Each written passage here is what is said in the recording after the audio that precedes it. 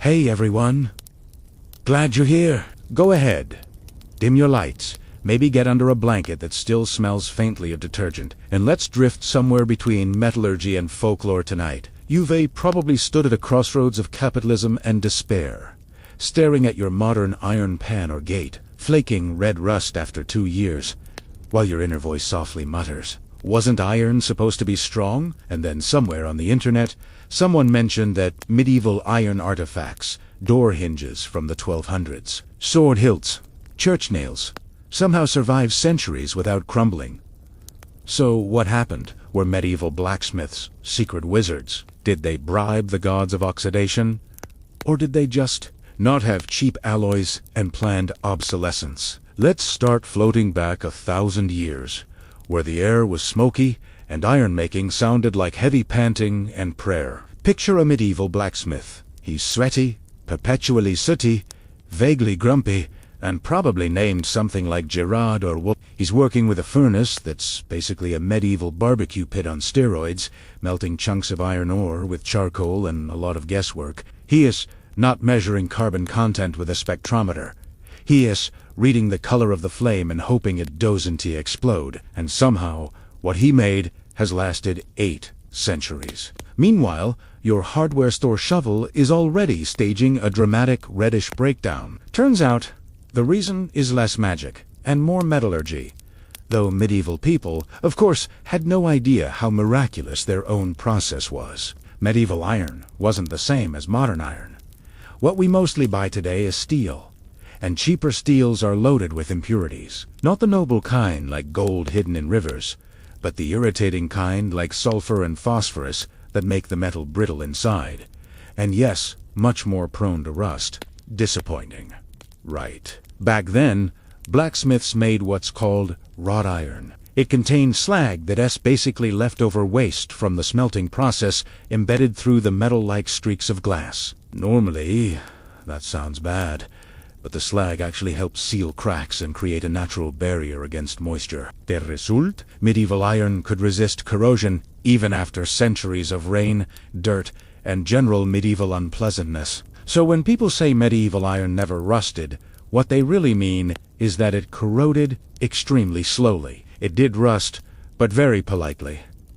Like an elderly guest, excusing themselves quietly after dinner. And medieval builders seem to subconsciously know this. You can still find the iron clamps holding Gothic cathedrals together, like at Chartres or Notre. They've sat in limestone for hundreds of years, and they're still remarkably intact. That's not divine intervention, although the church clerks definitely claimed it was. It's chemistry and unintentional craftsmanship. The iron those smiths made was closer to a living thing than industrial material. Each bar was unique, variable in carbon and slag, and full of microscopic layers formed through painstaking heating and hammering. When modern engineers analyze these old samples under microscopes, they find complex crystalline structures. People like to call it iron that heals itself, because cracks in wrought iron don't spread the same way as modern steel.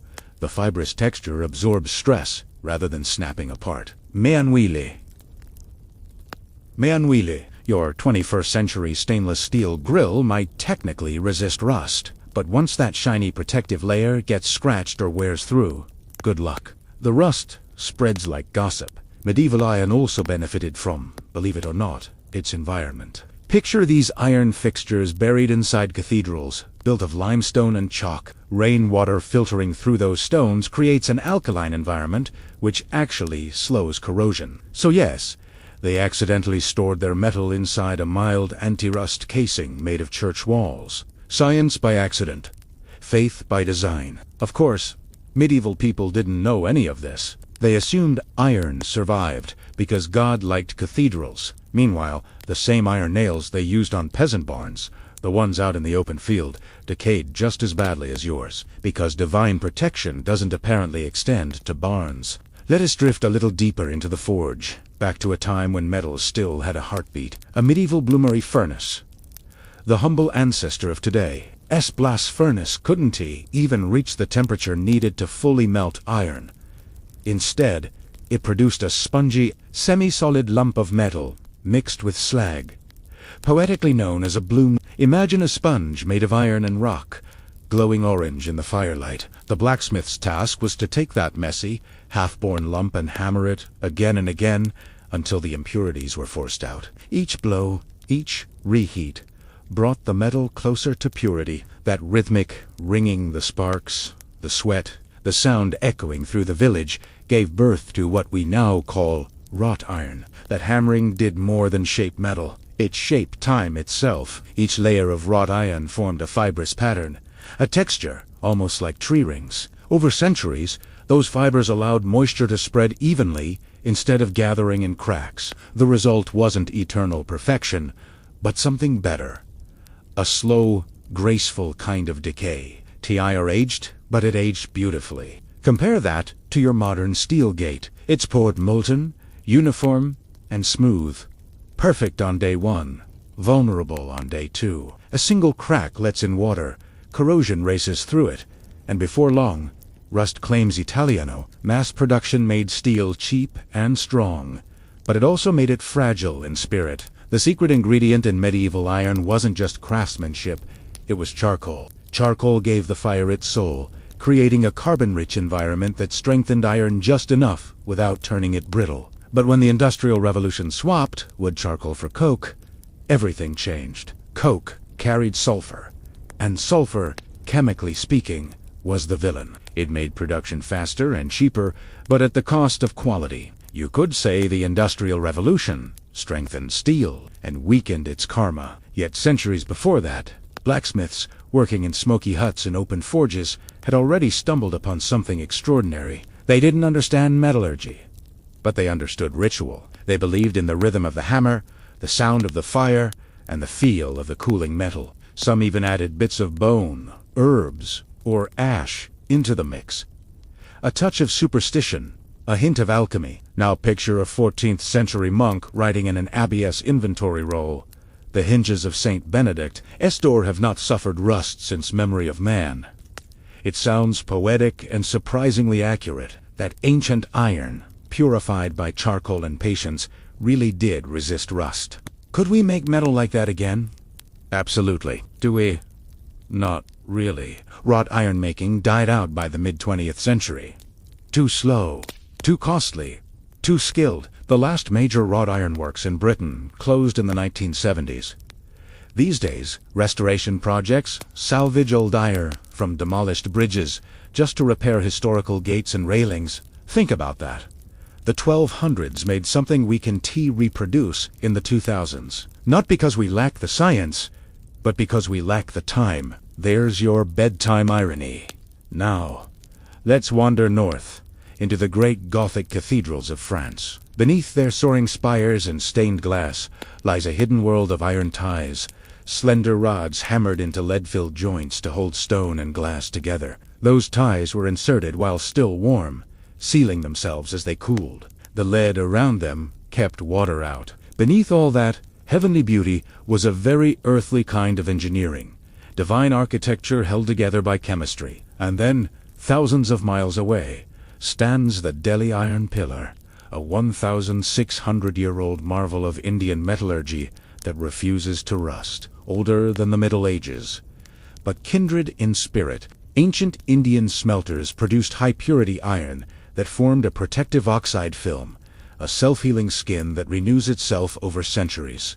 Modern scientists call it the rest of us can call it magic that works. Back in medieval Europe, smiths didn't talk about phosphorus content or microstructure. They spoke in poetry. This ore sings better under the hammer, they'd say. That intuitive knowledge, that harmony between hand, ear, and flame was what built the iron bones of the Gothic world. Of course, not everything they made was sacred or sensible. Some ironwork bordered on absurd, massive ceremonial keys, weighing 10 kilograms, or decorative spikes forged into grinning faces. Because if you'd spent weeks hammering something indestructible, wouldn't you want to have a little fun too? Modern metallurgists, studying old artifacts, have even found traces of beer and plant ash embedded in the iron. Turns out monks often brewed ale beside the forge and maybe spilled a little into the metal.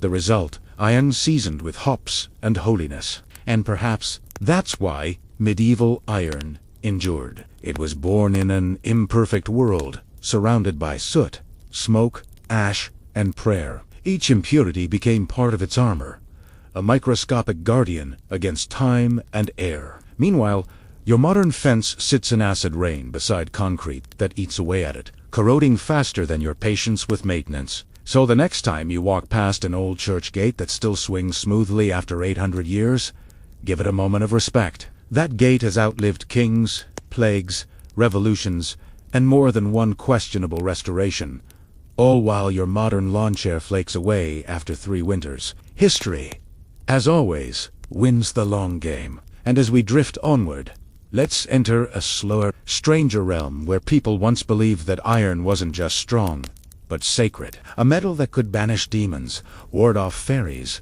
and, if you were lucky, even keep the rust away. Hey, welcome back to the You've survived the science portion. Congrats. Let's exhale and drift now into the softer, moodier world, where iron wasn't just a material. It was a medieval talisman between mortals and the strange invisible stuff they called evil. The people of the Middle Ages didn't exactly separate physics from folklore. For them, iron wasn't about oxidation rates or slag inclusions. It was about protection from demons, fairies, and that very persistent neighbor who gossiped about your grain harvest. Iron had presence. It smelled metallic and heavy. It was dark and unyielding. That was enough for people to decide it probably scared spirits. So while blacksmiths sweated over anvils, the rest of society looked at iron with superstition. A horseshoe nailed over your door wasn't originally about luck. It was about banishing bad things, with a smell of smelted earth. Centuries before people bought dreamcatchers on Etsy, peasants hung bits of iron by the bed to stop night terrors. If you woke up screaming, you blamed invisible creatures called mere spirits. Not, say, dyspepsia. They believed iron drove them off. Even midwives kept small iron blades nearby during childbirth, thinking the sound of metal scared away spirits that coveted newborns. There's something poetic about it, life entering the world, protected by forged fire and iron. Though, logically, a new baby near a bunch of sharp tools probably wasn't the safest setup. And because humanity loves symbolic overkill, blacksmiths themselves got mythologized too. They were like the half-scientist, half-wizard figures of their time. Villagers half feared, half worshipped them, because they had the audacity to manipulate the element everyone thought belonged to the gods. You could call them medieval Tony Starks, minus the sarcasm and electricity. Stories spread that smiths had deals with infernal forces to control the furnace flame. One legend said a blacksmith once tricked the devil into letting him pound him flat on an anvil, which, morally speaking, seems fair. These tales conveniently explained why iron hurt devilish beings. Science wasn't available, so stories did the job. If you walk around today's European countryside, the old villages tucked away near forests, you'll still find old hinges and locks from those centuries, designed not just to function mechanically but spiritually. The act of locking something with iron was almost like saying an exorcism in hardware form. Evil can't cross this door. I've got metallic insurance.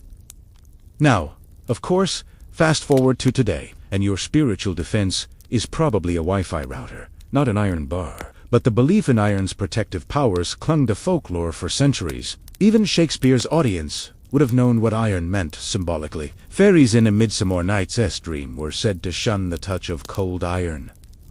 Cold because it had cooled from fire, the purest transformation humans could perform before modern chemistry. Meanwhile, the church had mixed feelings. On one hand, cathedrals used iron everywhere, literally holding holy architecture together. On the other hand, peasants' iron charms strayed a bit too close to paganism for comfort. A priest might bless forged nails used in sacred doors, but scold someone for wearing an iron ring to ward off elves. It's a fine line between metallurgy and heresy. And yes, people genuinely believed elves, goblins, and witches couldn't stand the presence of hammered iron, because folklore thrives on irony. The same peasants who worked with metal all day thought the unseen world operated like a petty neighbor avoiding physical chores. Iron, being forged through pain and sweat, was too hard-earned for supernatural freeload. So, in a roundabout way, Iron symbolized human mastery over chaos, fire conquering earth, and over time that deep symbolic weight seeped into everything built with it. Cathedrals, bridges, weapons, they all carried not just strength, but a strange comfort. You could feel the hours of human will baked into them. No wonder those objects endured. They were galvanized by belief, as much as chemistry. Let's drift toward weapons for a moment. Not the battle scenes. We'll stay cozy, but the emotional ones. For a knight, his sword wasn't just a sharp stick of metal. It was blessed, named, spoken to, occasionally blamed for failure. Iron swords often had crosses etched into them, both for decoration and as a sign that faith and fire had merged in one object. If it didn't rust, that was just validation that God had good taste in metal. There's a strange line between literal and magical thinking here. What we now know as passivation and microstructure, they treated as divine balance between purity and corruption. A sword that didn't tarnish was pure-hearted.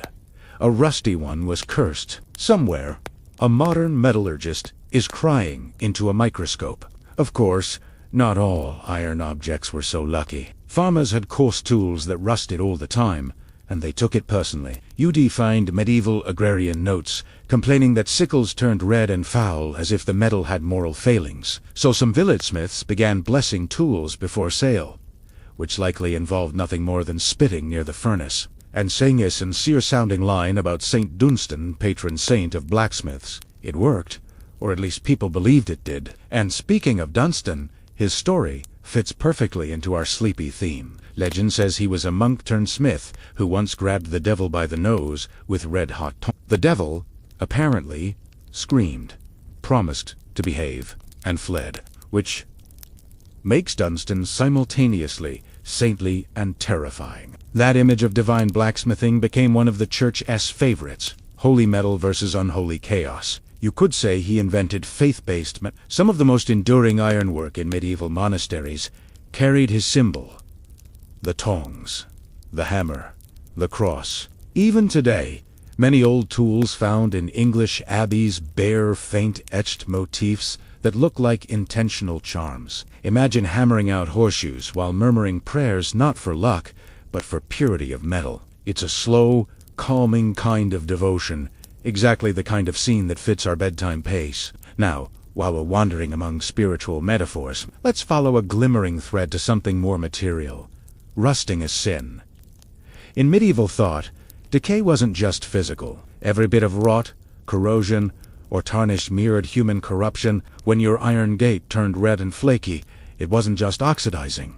It was misbehaving. So keeping iron clean was as much moral practice as maintenance. There's probably a lesson there for modern homeowners. Church sermons even use rust as analogy for neglected souls. The blade untended dulls, one preacher wrote, and the heart unsharpened grows false. That's possibly the first motivational quote about corrosion. Meanwhile, nobles flaunted decorative iron objects like they were fashion statements of virtue. Polished armor, gleaming dagger hilts, perfectly balanced girdles, all meant to announce, look, my metal and my morals are both spotless.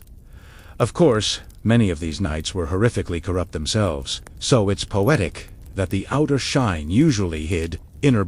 There's also a mildly amusing overlap between superstition and practicality when it came to preserving iron. Long before anyone knew about oil or galvanization, people rubbed animal fat or even blood on their tools. It formed a greasy layer.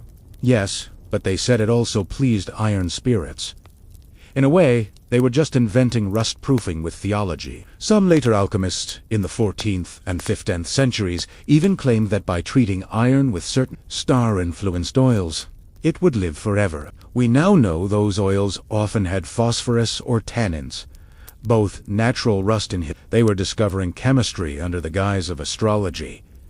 Typical medieval multitasking, and through all this mystical fuss, actual blacksmiths just kept hammering. To them, rust was annoying but normal. They noticed that the best quality wrought bars, with slag inclusions and high carbon content, resisted it naturally. So while noblemen were smearing cow fat on swords, the smiths quietly made metals that didn't need divine assistance. It's comforting.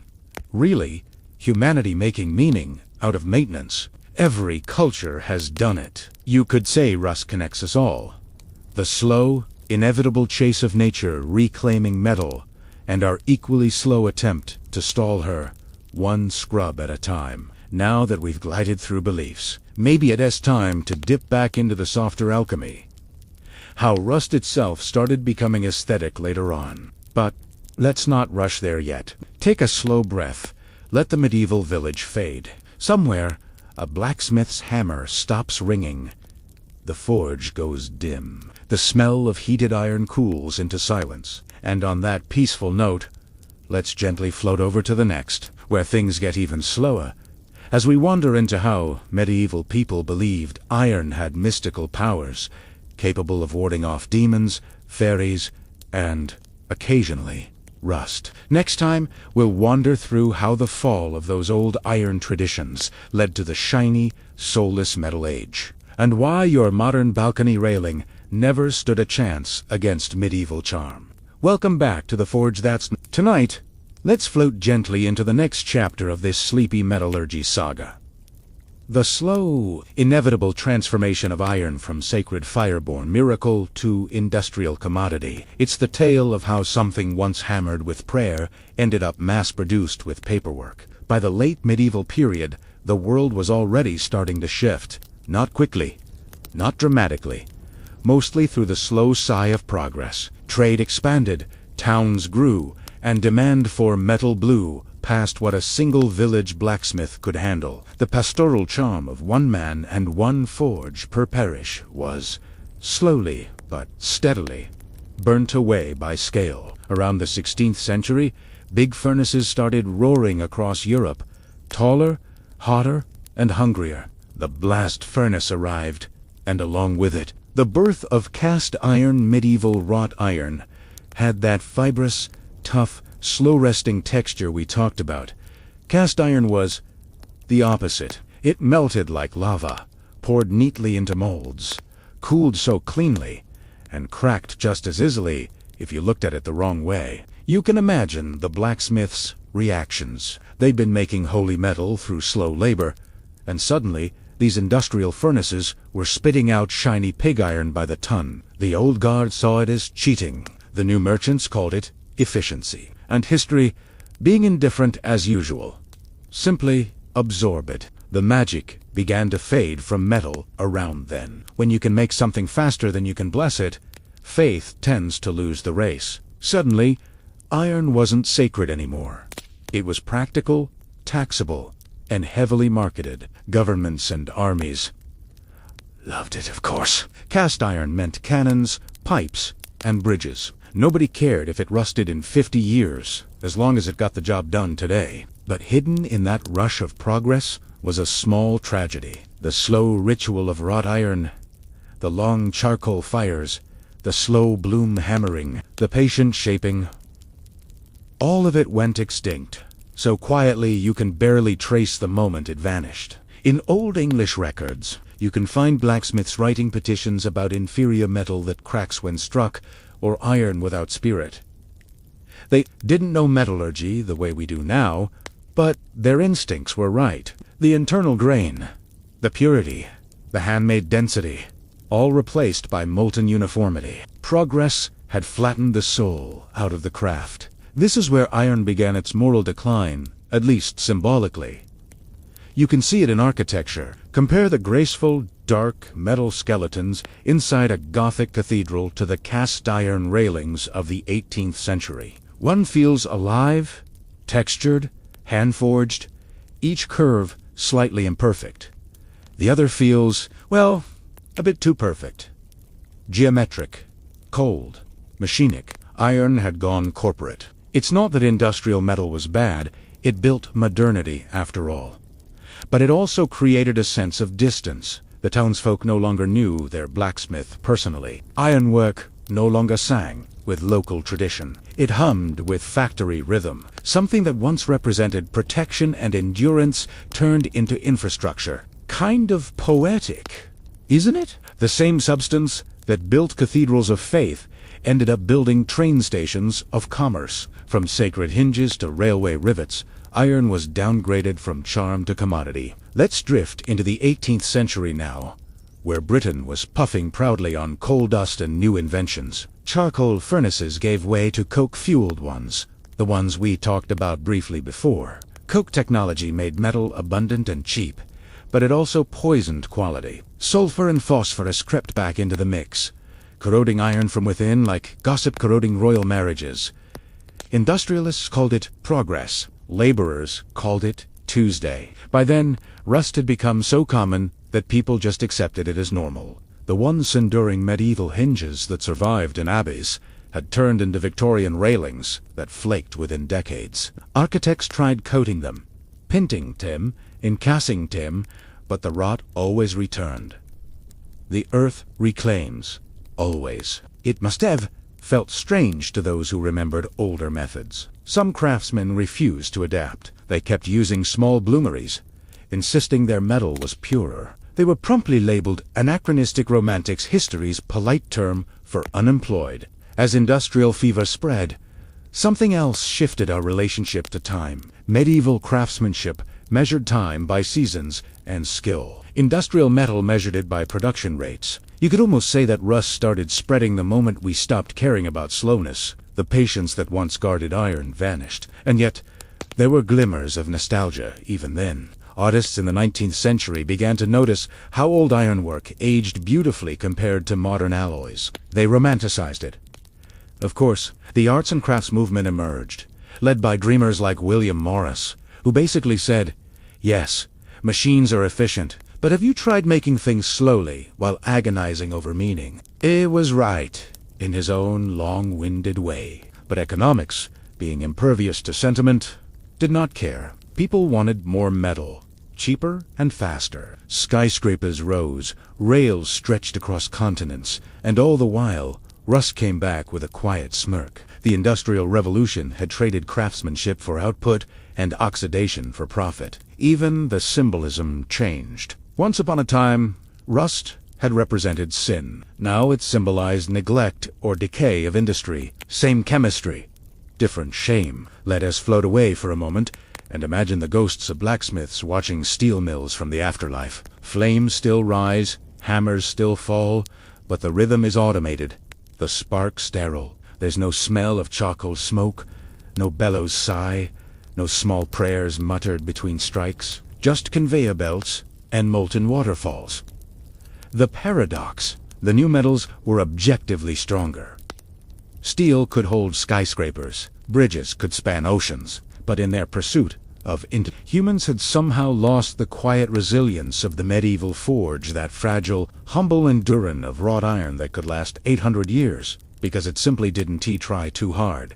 Your stainless steel appliances today are the descendants of that industrial overconfidence. They gleam like mirrors, resist rust for a while, then betray you when moisture sneaks in. Meanwhile, the old iron gate, in a forgotten monastery, still swings smoothly in the fog, utterly uninterested in your warranty. It's almost spiritual irony. Humanity made metal that outshined godly creations, then realized godly patience was what made them last in the first place. By the 20th century, wrought iron was nearly extinct, foundries converted, furnaces shut down, and the word wrought became a stylistic adjective rather than a material reality. If you see wrought iron furniture advertised today, it's just mild steel painted black, industrial semantics at its finest. Conservationists realized too late that true wrought iron had special properties you couldn't replicate with modern steel. Restoration projects across Europe scrambled to find scrap from old bridges and railings, melting down historical iron to preserve older structures.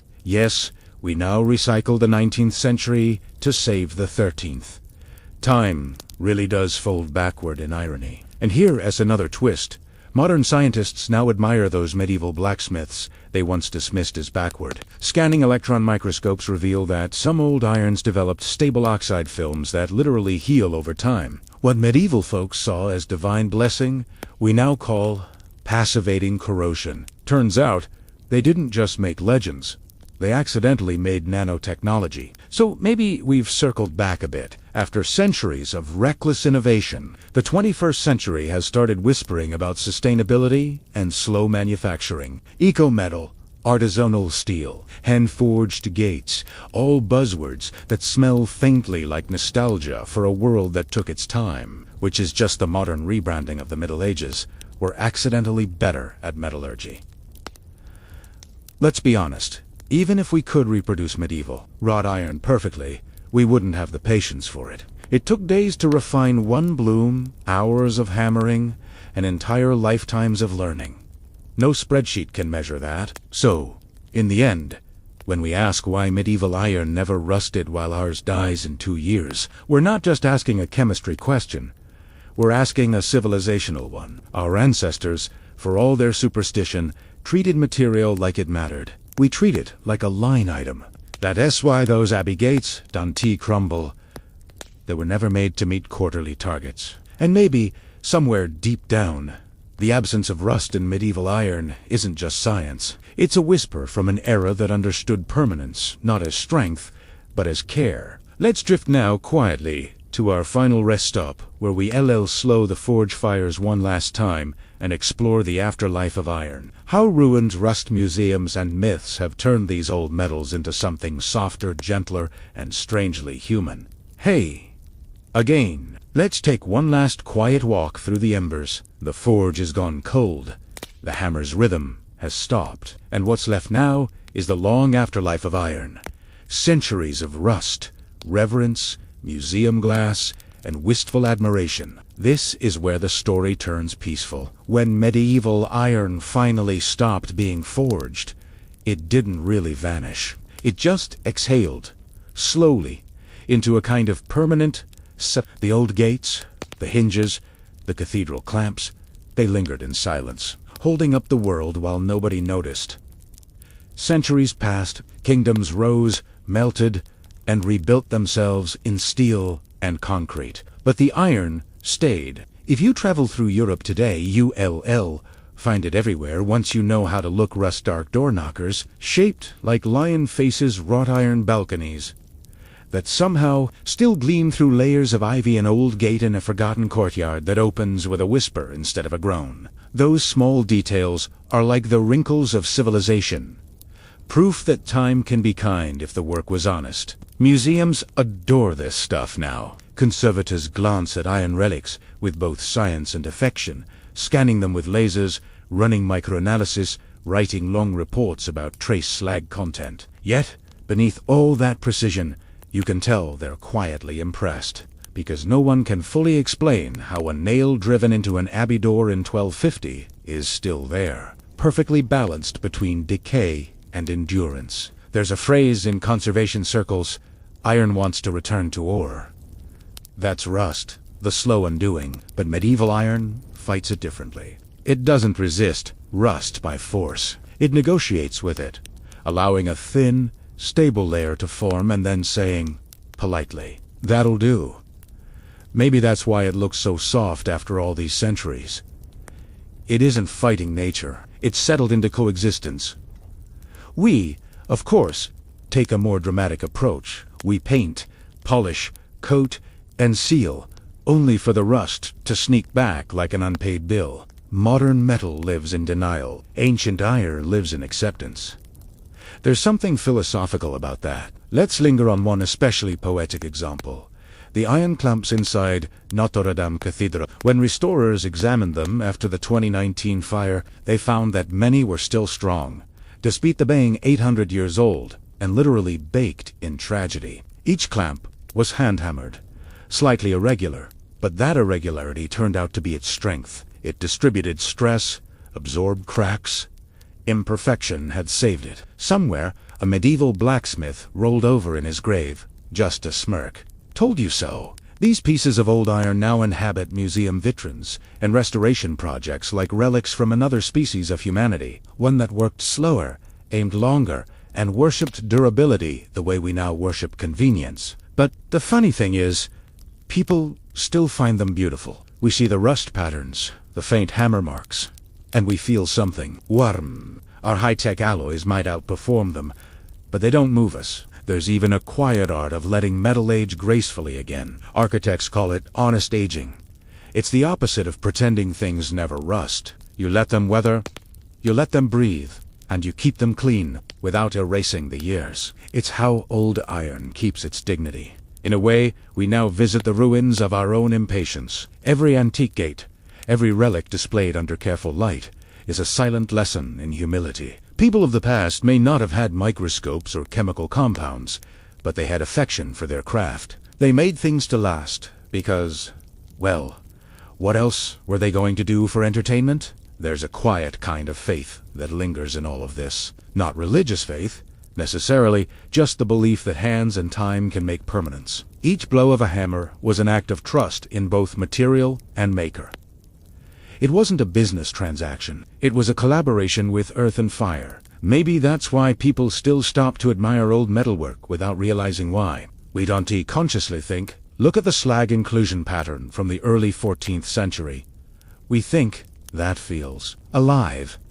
Meanwhile, in our world of disposable everything, iron's slow endurance feels almost rebellious. You can scroll past thousands of shiny ads for corrosion-resistant cookware, and yet a single rusted gate in Venice, or Bruges, somehow looks more romantic.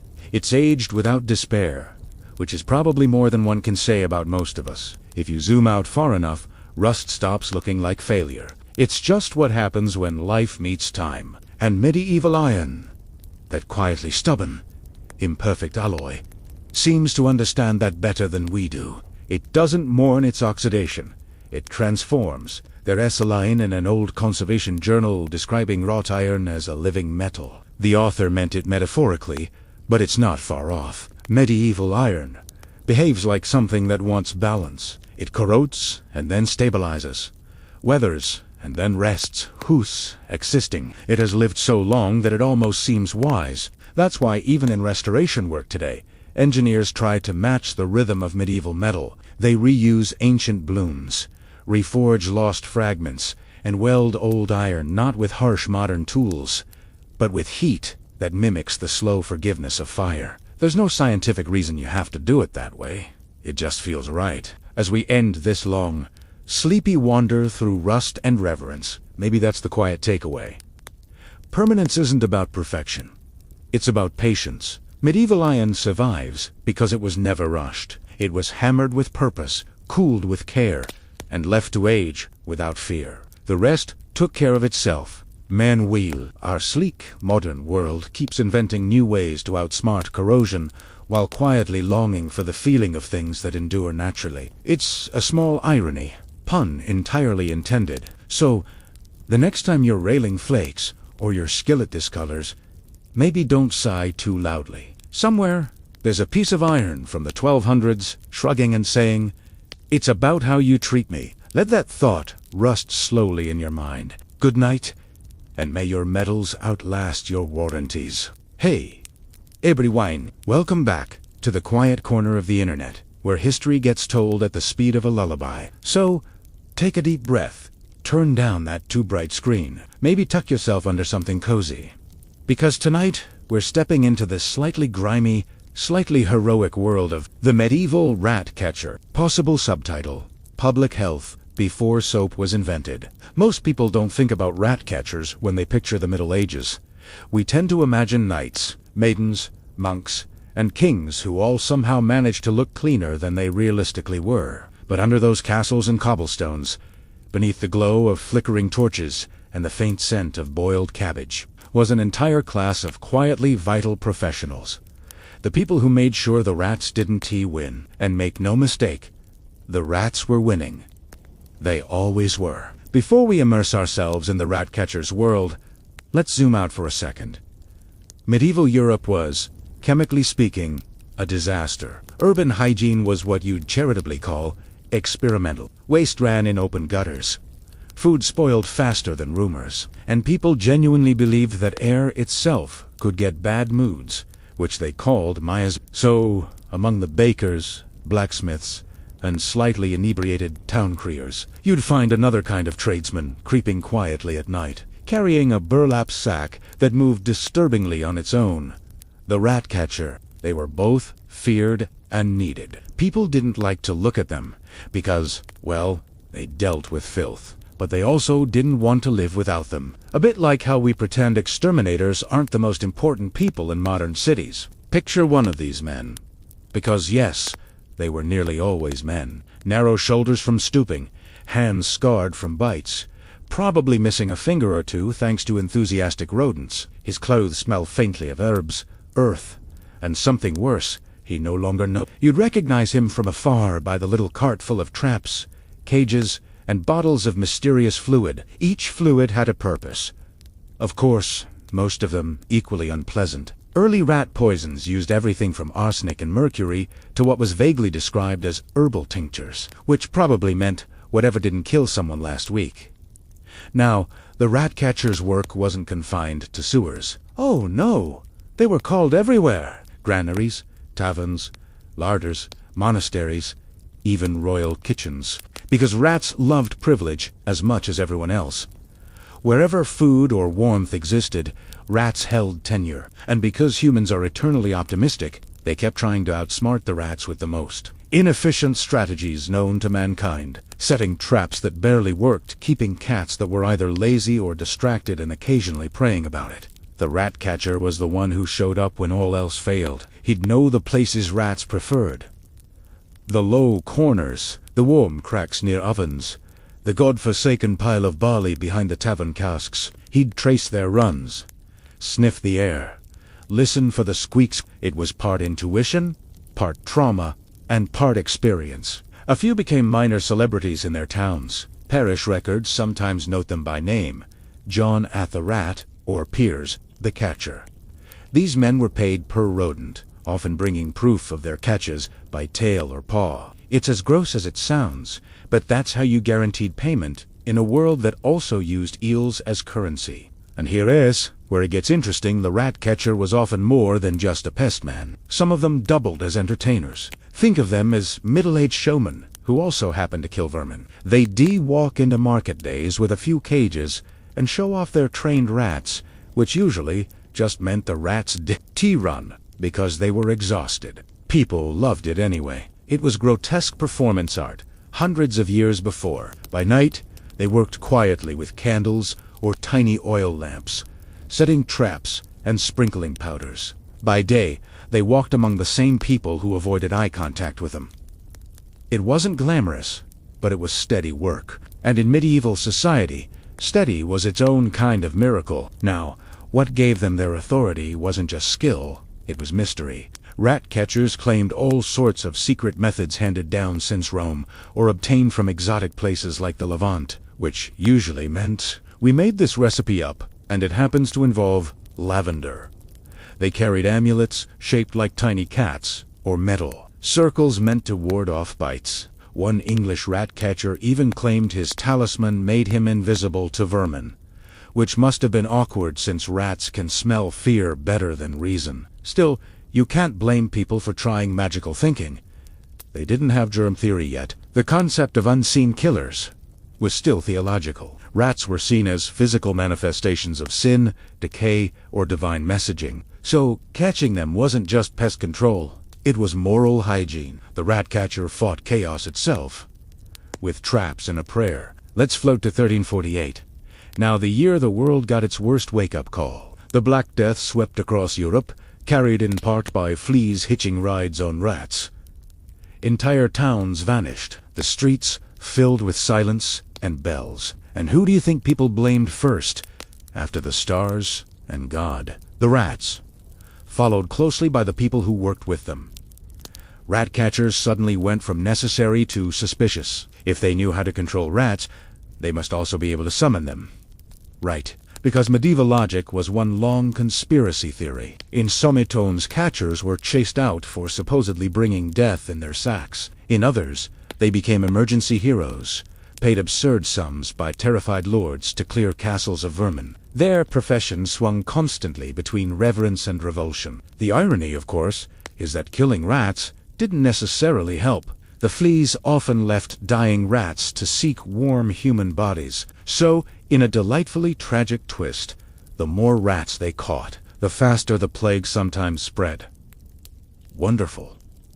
By the late medieval period, the job began to specialize. Some catchers learned to breed rat-hunting dogs, wiry terriers who lived for the thrill of rodent combat. Others learned to tame ferrets, a word that literally comes from the Latin for little thief. These ferrets would slip into burrows and drive the rats out. When people say working animals, medieval folks truly meant it. Every life form got a shift. A good catcher had to be equal parts brave and slightly insane, crawling through grain stores, sleeping near the smell of raw poison, occasionally being bitten by something carrying bubonic bacteria. It wasn't glamorous. But then again, neither was any medieval career. Rats, at least, were honest about their intentions. And what did these people earn for their troubles? Usually a few coins and a reputation that prevented them from ever getting invited to dinner. Society needed them, but they smelled like the problem they solved. You can almost picture them walking back through the square in the dull dawn light, a few tails in their bag, head slightly bowed as townsfolk wrinkle their noses. Somewhere, a baker mutters thanks under his breath, but still pulls his bread away. There's something quietly tragic about that. Doing the dirtiest, most essential job, and getting respect from absolutely no one. But that's medieval hierarchy for you. The cleaner your hands, the higher your social status, right up until disease exposed the flaw in that logic. By the 15th century, larger cities like London and Paris began licensing rat catchers officially. They needed them, especially as marketplaces swelled and grain shipments multiplied. Some carried little lead seals, showing they were approved by the city, like early versions of a pest control badge. A few even wrote manuals, offering helpful advice, such as avoid touching your eyes after baiting traps, which, to be fair, remains solid advice 600 years later. And here's a fun historical twist. The job never really disappeared. It just changed costumes. The modern idea of the exterminator, the guy in the hazmat suit, and boots, is the direct descendant of that medieval figure, skulking through narrow alleys with a torch and a bucket. Technology improved, yes, but the title didn't earn much more glory. History quietly keeps its ironies alive. The last touch of irony is that while medieval people desperately feared rats, they couldn't stop coexisting with them. In some superstitious towns, folks actually kept house rats, not as pets in the modern sense, but as tolerated tenants. The logic was, better to keep a few happy, well-fed rats around than risk angry hordes moving in. Controlled infestation, medieval style. Some records even mention rat catchers being paid not to exterminate completely, just to reduce populations. Total eradication was considered dangerous, maybe even unnatural. The church loved symmetry, nature loved balance, and the rat catcher needed repeat business. So really, everyone won. And that, friends, is the rhythm of medieval practicality.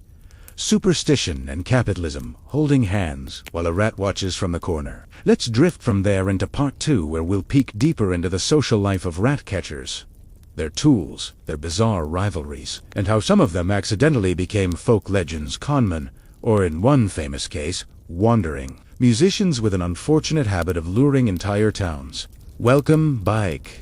If you've made it this far, you deserve some kind of medieval medal for stamina. Let's sink a bit deeper into the narrow, candlelit world of the rat catcher, half tradesman, half mystery, and somehow the quiet ancestor of both pest control and bedtime horror stories. We left off with our lonely catcher trudging through muddy streets, clutching his sack of squirming proof. Now we drift closer into his little workshop, one of those half-buried rooms that smell permanently of damp straw and vinegar. Inside, tools line the walls, wooden snap traps, iron-tooth clamps, little glass jars full of grain laced with poison, and maybe a cat sleeping in the corner who long ago retired from actual rat-catching duties. Ferrets rustle in cages nearby, smelling faintly of trouble. The only light comes from a tallow candle stub fighting to stay alive. This is where science met superstition. Every day, a lot of what they did sounds like experimental chemistry performed by people with no concept of chemistry, mixing herbs like pennyroyal, nightshade, mugwort, and henbane, calling the result ratbane, and hoping for the best. Some ingredients worked. Others just offended everyone's nostrils. You couldn't buy poison in neat packages, so each rat catcher guarded his recipe like treasure. Rival catchers spied on each other to steal formulas, the medieval version of corporate except the product was toxic breadcrumbs. Payment wasn't always just money, either. A city parish might pay with free ale, food, or a place to sleep. Country lords might barter in grain, or even give hunting privilege for a season. But the best catchers worked where food was most abundant: riverside warehouses, abbey, granaries, and anywhere beer was brewed. It's nice to imagine that even in 1300, the rats and humans both knew that where there's beer, there's business. And yes, their job had hierarchy too. There were apprentices, usually boys aged 10 to 12, sent by desperate parents to learn a trade that's always in need. Apprentices ran errands, carried bags, checked traps, and collected things that squeaked angrily. They also got bitten a lot. Hard to put that on a resume later, but if they survived long enough, they'd earn the right to set their own traps and make their own poison mixes. You might think this was grim work, and you'd be right, but they also had downtime, which is where things got weird. Rat catchers loved tavern bragging. You could walk into a medieval alehouse and hear stories like, "I once cleared an entire granary in one night," or "My powder kills a rat before it thinks about its sins." There is a certain charm to watching men flex about rodent mortality at 2 a.m. with rotten ale. They also developed a sort of folk wisdom. The new moon cycles affected rat behavior. Full moon nights made rats bolder, while cold, wet weather buried them deep underground. They could predict infestations before most people noticed, just by smell or subtle sounds. That uncanny sense made others call them rat whisperers. If this is starting to sound slightly mystical, well, that's where things overlap with what would become one of history's strangest You know him, the guy in the hat, the one with the flute, the Pied Piper of Hamelin. Now, the famous story we all learned as children, the one with dancing rats and vanished kids, is based on something real but hopelessly tangled in centuries of storytelling. Time to unwrap it slowly, like a sour medieval onion. Hamelin was a real German town, prosperous and tidy by 13th century standards. In 1284, local chronicles recorded a tragedy.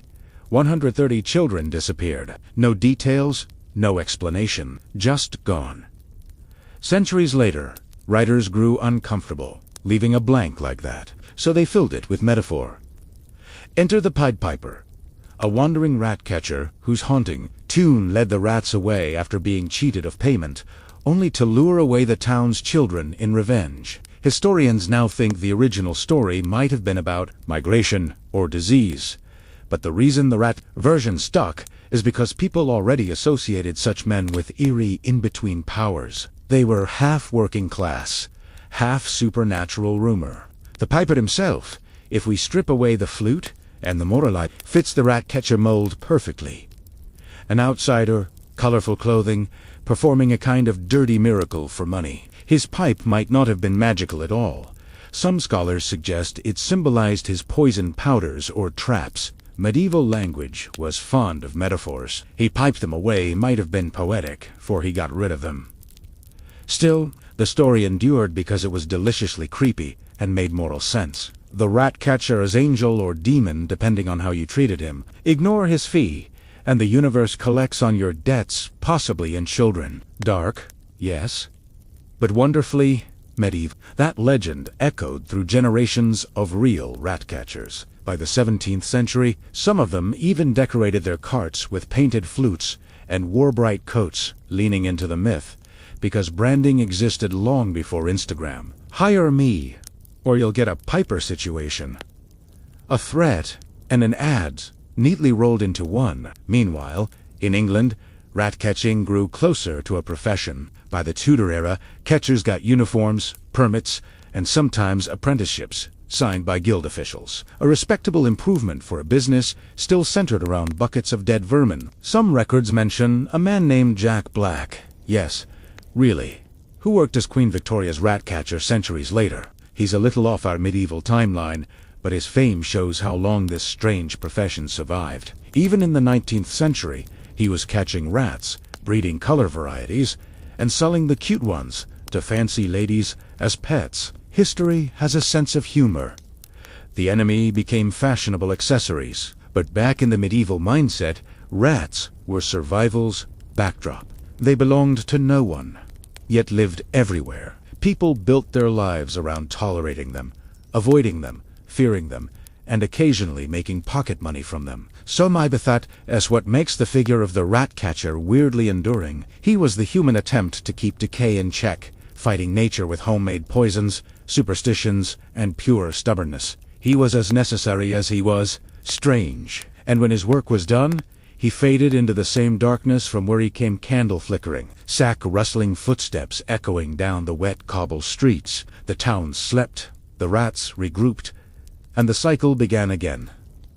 No parade, no honor, just the quiet knowledge that for one more night, the food stores were safe and the walls a little less alive. You can almost admire the grim serenity of it, a life measured in squeaks silenced, wages earned, and a permanent smell that never quite washed off. That was the life of a medieval rat catcher, protector of bread, scapegoat of plague, and, sometimes, the unintentional muse of legends. So, if you ever pass an old European alley lined with crooked stones and strange smells, remember, someone once haunted those same corners with a bag and a purpose. Someone who probably didn't get enough thanks for doing civilization's least glamorous job. And with that thought, we'll close the workshop doors, let the candles sputter out, and let the rats reclaim the silence.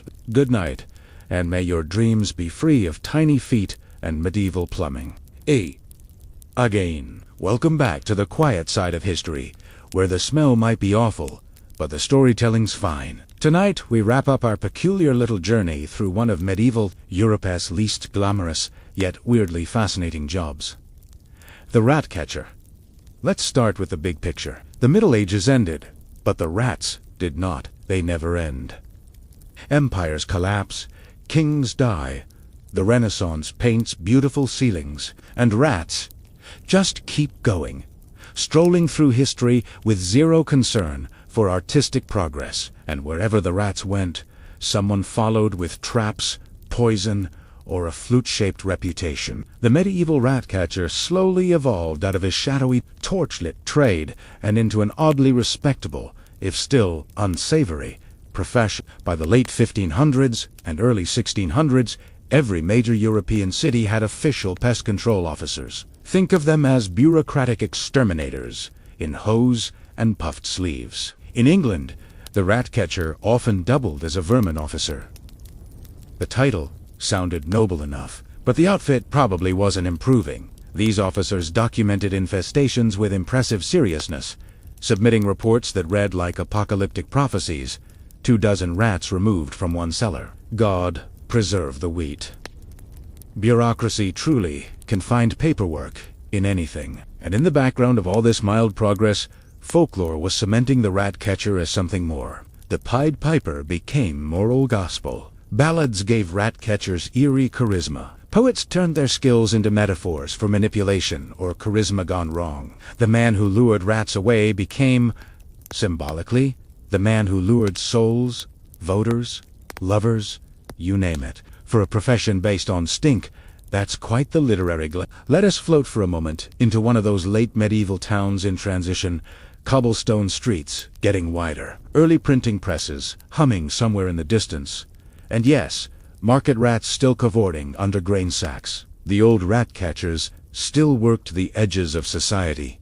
Not quite outlaw, not quite respectable, but their image was shifting, less mysterious, more practical. The professional expert had arrived. Those experts were still deeply superstitious, though recipes for vermin control powders in 16th century manuals often opened with prayers, not because they thought poison needed a blessing, but because it never hurt to add divine insurance. Some catchers even timed their trap setting by astrology.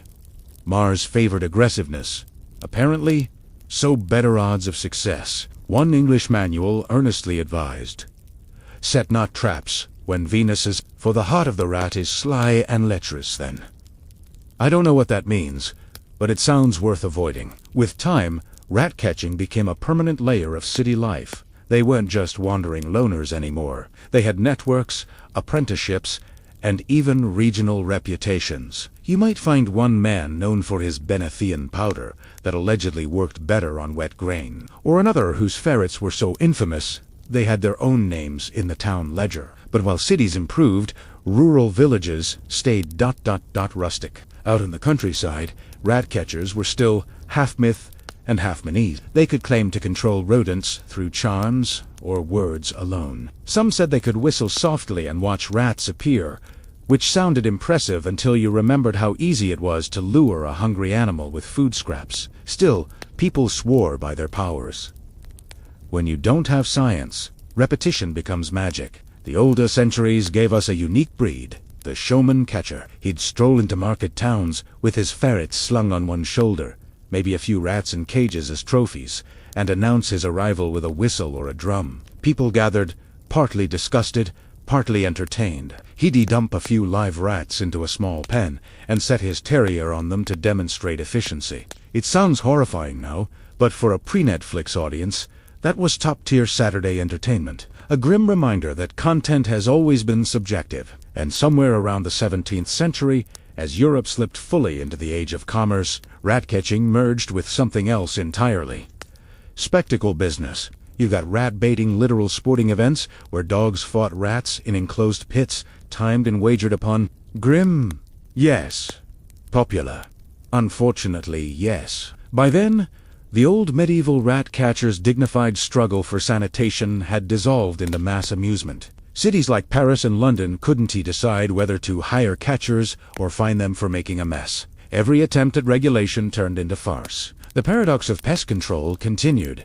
Everyone wanted fewer rats, but no one wanted to think about what it took to remove them. And so, the occupation trudged slowly into the modern age, still bearing that faint moral odor. But rats, being eternal survivors, kept their mythological edge, too. For centuries, people tied rats to omens of plague, famine, or bad fortune. When a swarm appeared in your cellar, you didn't just call the catcher, you said a prayer. And yes, the catcher often got blamed for the superstition itself. He must have brought them. It's impressive how consistent humanity's scapegoating instincts are. From the Black Death onward, rats were destiny's messengers. From Shakespeare's London to the shipyards of Lisbon, these tiny mammals became shorthand for everything wrong with society. And yet even then, no one could eradicate them. So you start to realize something poetic. The rat catcher is fighting futility, always chasing a population that rebounds overnight. No victory is permanent. Every sack of dead rodents is replaced by another generation before sunrise.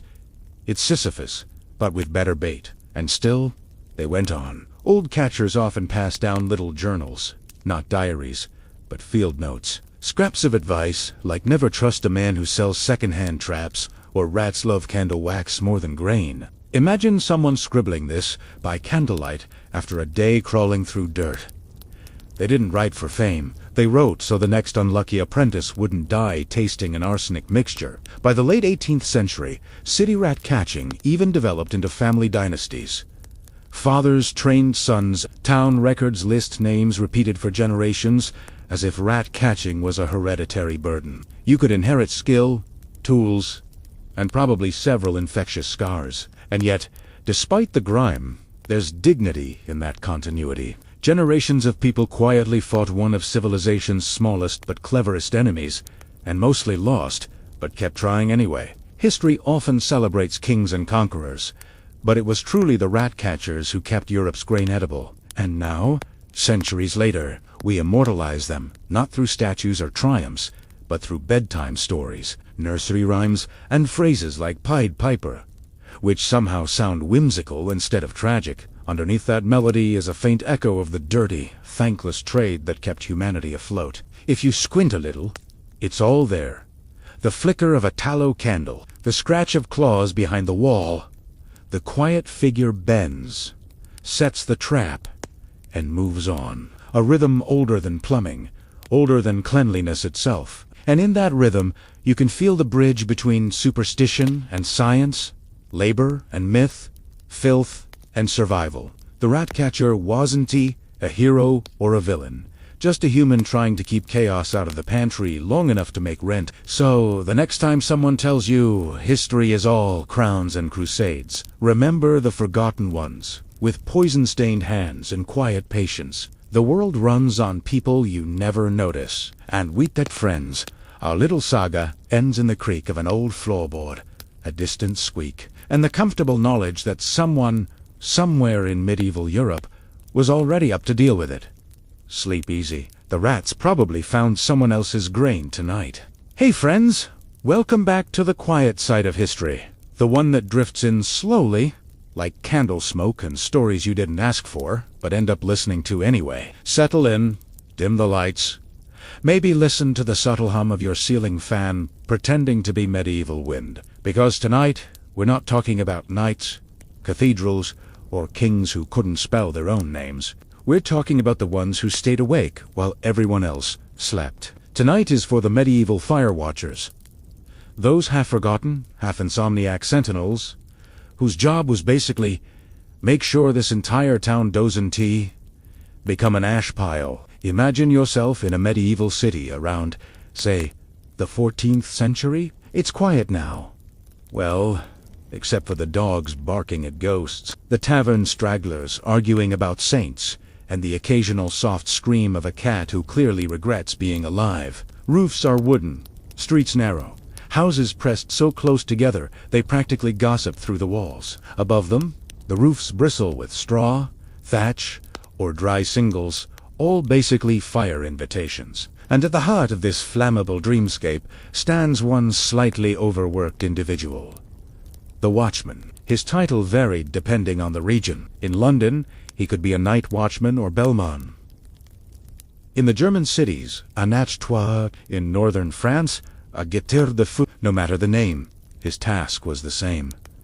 Stay awake, stare at rooftops, and catch the first sign of that orange glow that meant you've just lost half your city. Now, you might think this was a noble post, a position of trust, bravery, civic duty, and yes, on parchment, it was. In reality, it mostly meant freezing your legs off on a bell tower, while everyone else had warm bread and sleep. It wasn't glamorous. It wasn't even especially noticed until something went wrong. The typical medieval watchman worked in shifts, sunset to sunrise, sometimes 12 hours of wandering or standing guard.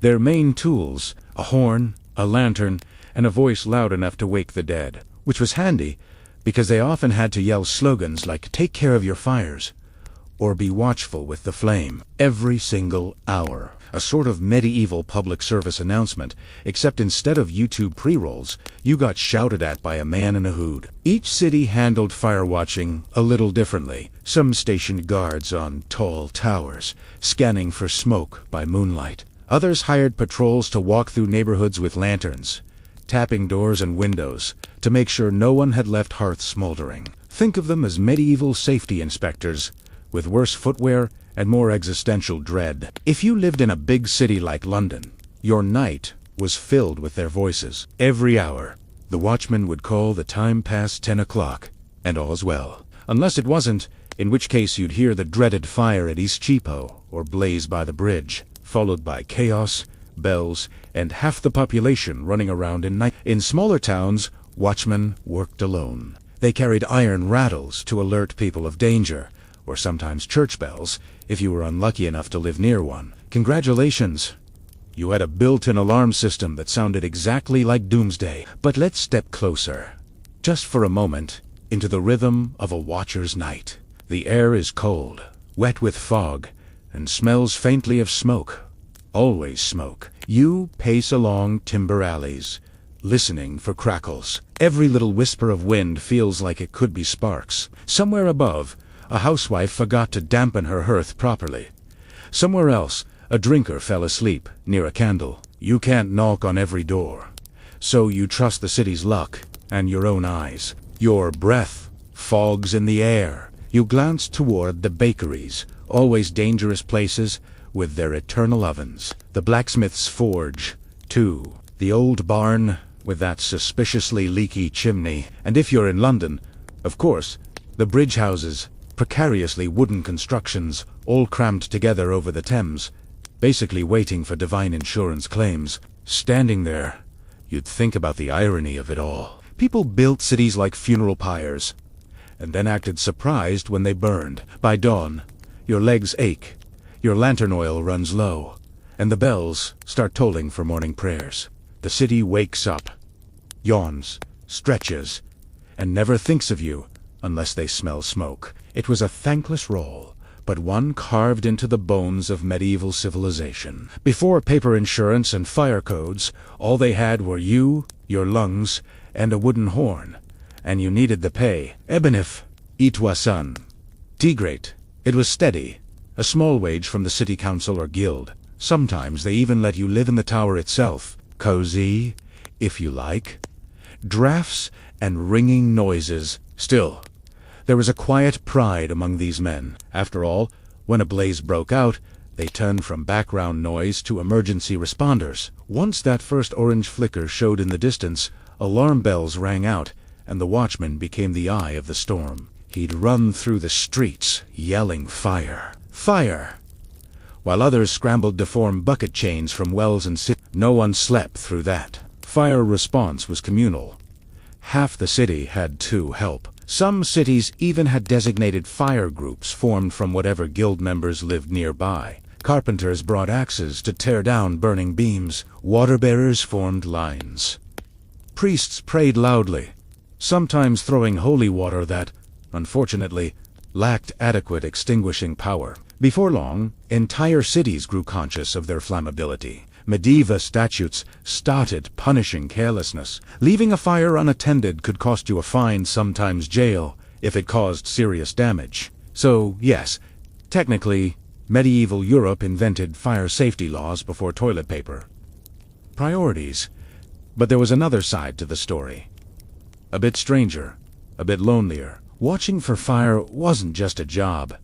It was also a vigil. Many firewatchers were older men, veterans, or widowers. Some had lost families to the very thing they now guarded against. Others took the post because insomnia or poverty left them little choice. Their patrols weren't heroic marches, but slow, weary wanderings through familiar darkness. The streets grew to know their footsteps, and their quiet talking to themselves. And occasionally, the job offered small glimpses of peace. Standing on a tower, watching the world below dim into dreams, seeing the stars over silent rooftops, maybe even a little beauty snuck in. If you ignored the rats, and the drunk archers occasionally mistaking you for ghosts. Some records from medieval towns mention specific, notable watchmen. In 14th century Exeter, there was a man known simply as Thomas de Bell, famed for never missing his hourly shout, until the day he literally fell asleep.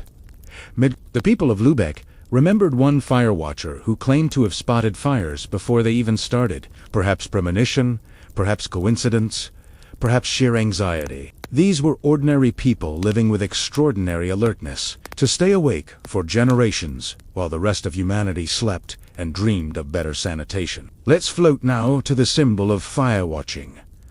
The Belfry Tower. Nearly every medieval town had one. Part lookout, part clock, part psychological comfort blanket. The bell up there wasn't just for prayer. It was a fire alarm, a curfew signal, and sometimes a reminder that the city hadn't burned yet. The belfry was always occupied at night. Some watchers brought their own beds. Some just napped between tolls. They'd light a tiny brazier to keep warm, ironically risking the very disaster they were meant to prevent. You can't make that up. More than one tower did. In fact, catch on fire because the watchman's own fire got out of hand.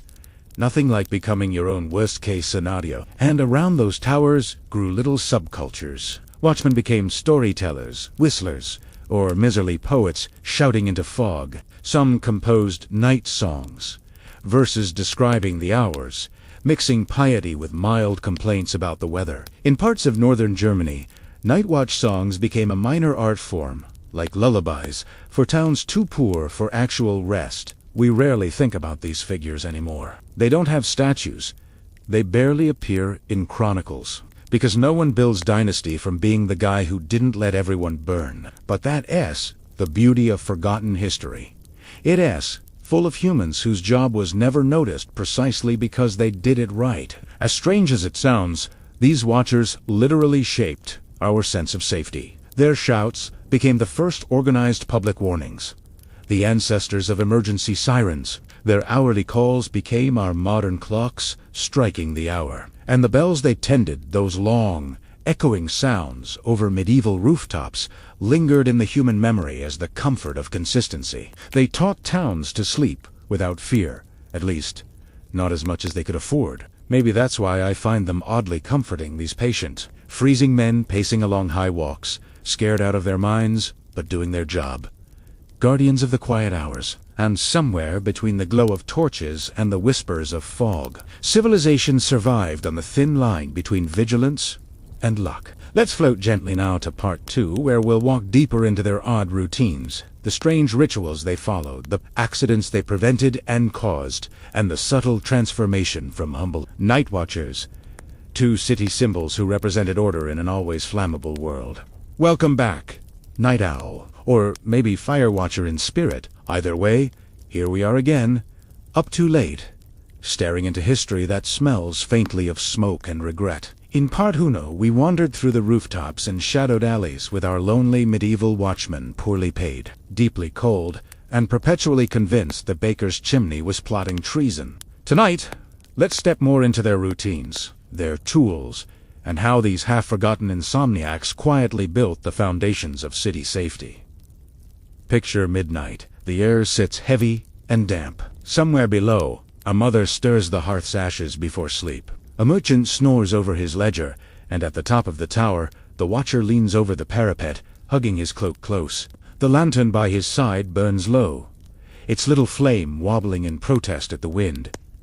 He's been up for 6 hours already. It's the quiet stretch before dawn, the dangerous one. That was when fires loved to start. A small ember hiding in a hearthstone could flare up after everyone fell asleep. A hanging oil lamp could tip over. Even something as innocent as the baker's bread ovens, left too hot overnight, could torch an entire district by sunrise. Londoners, Parisians, Venetians, they all lived in tin. So, each hour, the watchman performed his ritual. He took the long iron bell clapper, struck metal, and sang out the time. His words differed from place to place. In some German cities, they went like this, translated roughly, 10 o'clock, and all's still.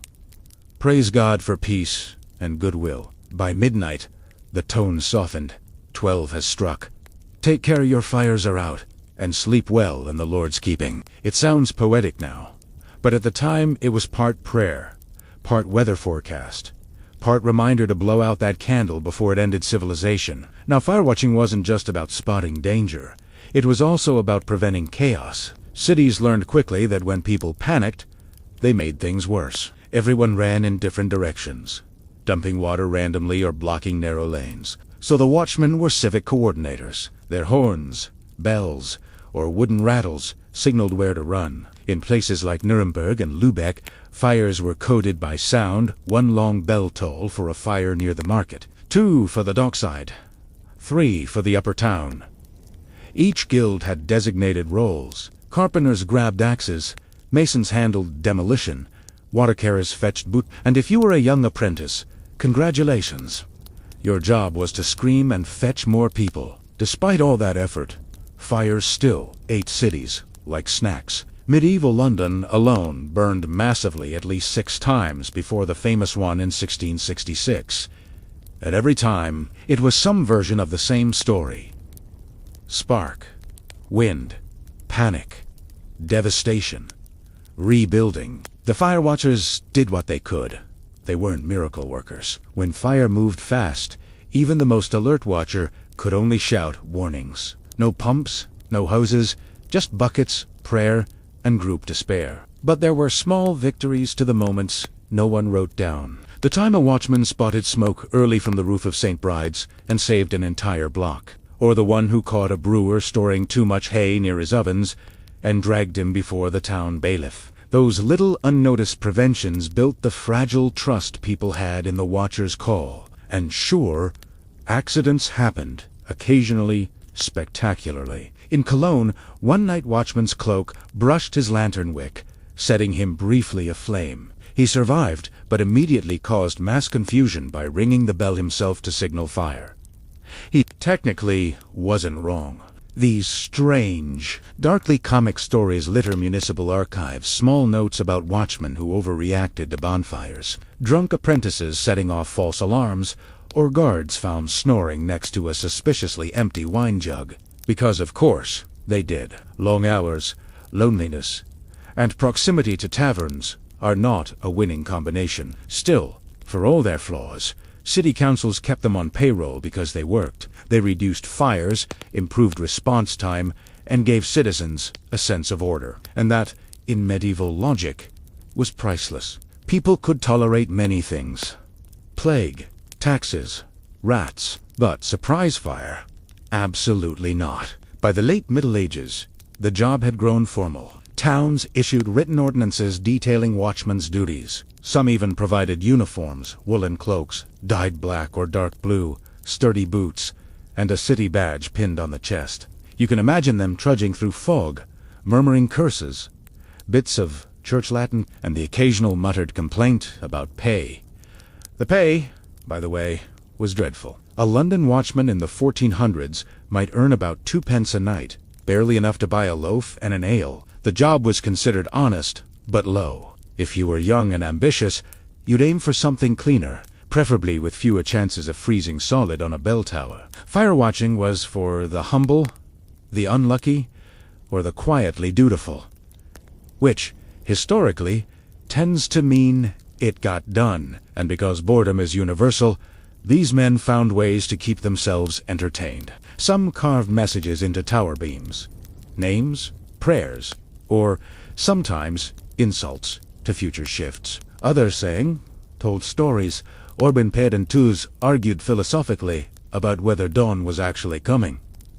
Night breeds strange conversations, but not all watched alone. In cities like Venice, the nocturnal guards formed something closer to a tiny society. They carried small brass whistles and patrolled along canals in pairs, casting long reflections in the water. When the bells tolled, their voices answered from boats below, echoing up through fog. It wasn't glamorous, but somehow beautiful, the sound of civilization half asleep and half good. Over time, these watch networks evolved. By the 1500s, cities began building dedicated water reserves, arming towers with iron hooks to pull down burning roofs, and importing inventions like leather fire buckets and hand pumps. For watchmen, this meant extra chores, because if you think bureaucracy in our time loves adding duties, try medieval councils run by monks with insomnia. They were also required to monitor curfews. Bells didn't just warn of fire, but signaled the closing of taverns, the locking of gates,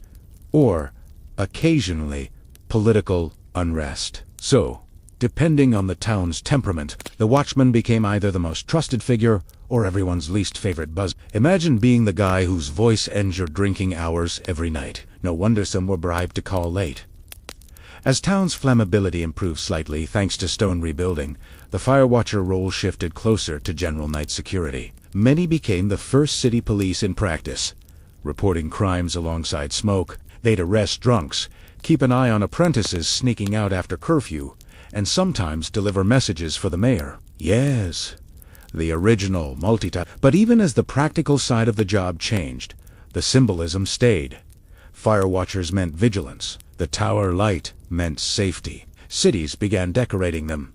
Archways carved with flames or angelic figures blowing horns, inscriptions reminding citizens of past It was civic trauma carved into architecture. And somewhere along the way, the best watchers became local legends, quiet, half-ghostly presences remembered for generations. There's an old Prague chronicle mentioning Master Hannes, said to have rung the fire bell during the city's worst storm, lightning striking just beside him. He supposedly survived and finished his shift, because what else was he going to do? Their devotion bordered on absurdity. But that's what makes them human. They didn't stop disasters. They merely lessened them. And that's what civilization is. Really a long line of people staying awake to stop us from losing everything in our sleep. Eventually, their simple fireside duty matured into something organized. By 1600, larger European cities began forming early firefighting groups. They used watchman towers as observation posts, replacing the sleepless sentinels with rotating crews who worked nearer the ground. Industrial-age firefighting had begun. But even centuries later, the silhouette of a bell tower in fog still meant one thing. Someone up there, watching. And here's the irony. For all their watchfulness, the greatest fire of all, the Great Fire of London in 1666, started less than 100 meters from a watch point. The alarm was delayed because the night watchman saw the glow, assumed it was a bakery oven, and went back to bed. Proof, perhaps, that even vigilance has human limits, especially around 2 a.m. Still, their centuries of work weren't wasted. Entire cities owed their survival to these men whose names nobody remembers. They stood between wood, flame, and oblivion. And if that doesn't deserve a slow-burn bedtime story, I don't know what does. So next time you see a city skyline, a lit tower, a clock glowing softly in night mist, think of them. They're still there. In spirit, the keepers of quiet light, the watchers who never got holidays, holding the line between warmth and ruin. And now, with the last echo of their bells fading through history, we can finally rest. All's well. Sleep easy. Friends, your modern smoke alarm has it covered. Welcome back to the soft end of history, where flames dim low and stories burn at the slowest possible speed. If part 1 was the climb up the tower and part 2 the long, cold watch, then part 3 is the quiet dawn. That pale hour when the firewatcher finally sets down his lantern, knowing the city lived through another night. By the 17th century, the medieval world that had given birth to the watchtower was changing fast. Cities grew larger, populations denser, chimneys higher, and with that, fire took on stranger, more industrial forms. The random hearth fire evolved into warehouse. The watchman's small horns and bells suddenly seemed quaint. Civilization had outgrown the human voice. But first, let's spend one last night with them. Picture an old tower in Bruges, or Ghent, or York. Its stones dark, with centuries of smoke and frost. The man up there is wrapped in layers of wool, half asleep, staring at the skyline. He's older now, maybe 60. The pay hasn't changed since he was 30, but he still climbs the steps each night, still leans into the constant hum of the wind, and still waits for trouble. Because that was the thing about firewatchers. They built their lives around waiting for disasters that might never come. And when they didn't, that was success. In some ways, their profession was the purest version of public service, invisible when working, unforgettable when failing. Cities had grown fond of routine, bells marking the hours, voices calling down two sleepers. It became comforting. When that rhythm changed, people complained. When a watchman stopped calling the hour due to illness, petitions were written. Residents demanded their sound back. Silence, it turned out, felt unsafe. But modernity rarely asks permission. The first big blow to the old watch system came with gunpowder. As cities armed for defense, towers turned into military lookout posts. Soldiers replaced firewatchers, and the focus shifted from protecting against chance to guarding against people. Same height, same fear, different enemy. Then came technology. Hand pumps, hose carts, and organized brigades began appearing across Europe by the early 1600s. The idea of fighting fire, not just spotting it, took root. Governments realized you could actually plan for safety, a revolutionary concept. Apparently, still, in small towns and villages, the ancient rhythm continued for centuries longer. Even in 18th century Switzerland, you could hear the midnight call, past the hour. All's well, drifting down from towers built in the 1200s. Some lasted right into the 19th century, their bells chiming like living fossils of another era and wheat. Time those towers turned symbolic. Cities began to romanticize the very thing they used to take for granted. Artists painted watchmen against golden dawns, tall silhouettes with lanterns and cloaks. Poems were written, usually by people who had never actually stayed up all night in freezing wind, because that's how we remember duty better as poetry than pay. Stub. There's a bittersweet comfort in that thought. The last few firewatchers probably knew they were watching themselves out of existence. When they rang the bell, it wasn't just for fire anymore. It was to mark the passing of tradition. Each new improvement, taller chimneys, brick buildings, firefighting buckets, made them less essential, until one day the city simply didn't ask them to come back. And yet, traces of them linger everywhere. The belfries that still stand in old European towns, Bruges, Ghent, Krakow, were built for them. Their narrow stairways twist upward to where men sat, listening for crackles. Their bells still hang above city roofs, symbols of vigilance. You can climb them today and imagine what it was like to live on alert for centuries. Even the language they left behind sticks to us. Keeping watch, all's well. Those phrases drifted down into modern speech long after the lanterns went dark. Their impact went further than they could ever know. Modern firefighting owes its organizational DNA to them, the signals, the patrols, even the concept of a fire code. Civil defense and city planning evolved from their vigilance. It's odd, then, how anonymous they remain. No one can name a single famous medieval firewatcher. They left no monuments, only habits. And in some strange, circular way, maybe that anonymity was the point. They weren't guarding fame. They were guarding peace. If you stand on a medieval tower today at night, it's strangely easy to sense them. The stones seem to hum faintly, like they remember the cold boots pacing above them. The wind through the bell slots sounds a bit like an echoing voice, rhythmically calling hours through the dark. The sound's gone, but the ritual lingers in the architecture itself. Cities still crave that whisper of reassurance, that feeling someone, somewhere, is awake while we sleep. So perhaps that's their legacy. Vigilance turned into comfort. And of course, in true medieval fashion, a few holdouts resisted progress purely out of principle. Some 18th century European towns kept their night watch towers staffed long after they needed to, not because fires threatened, but because they liked the noise. Residents said the city felt empty without it. One Austrian town even hired a night watcher whose only duty was to sing verses warning against imaginary fires. He eventually composed hundreds of rhymed stanzas like Praise Be to God. No blaze is near. The streets are calm. The stars are clear. He wasn't preventing much, but he was somehow paid for decades. There's something endearing about that tradition, surviving through sheer inertia and nostalgia. Humanity just can't quit old routines that make us feel safe. Today, many of those towers are museums. The bells are now gently tourist-friendly. The view serene. People climb, take photos, and then go downstairs for coffee. Few realize that the quiet they enjoy was once maintained by someone standing right there, freezing red-handed and praying nothing burned down.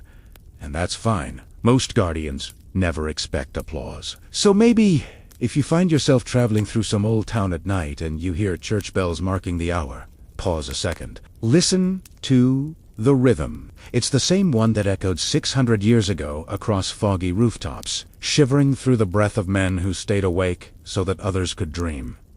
The first city safety net, the original night shift. And in the calm between each toll, you can almost hear it once more. The faint, fading words of a medieval watchman whispering to a sleeping world, all's well. Keep your lamps low, and rest easy.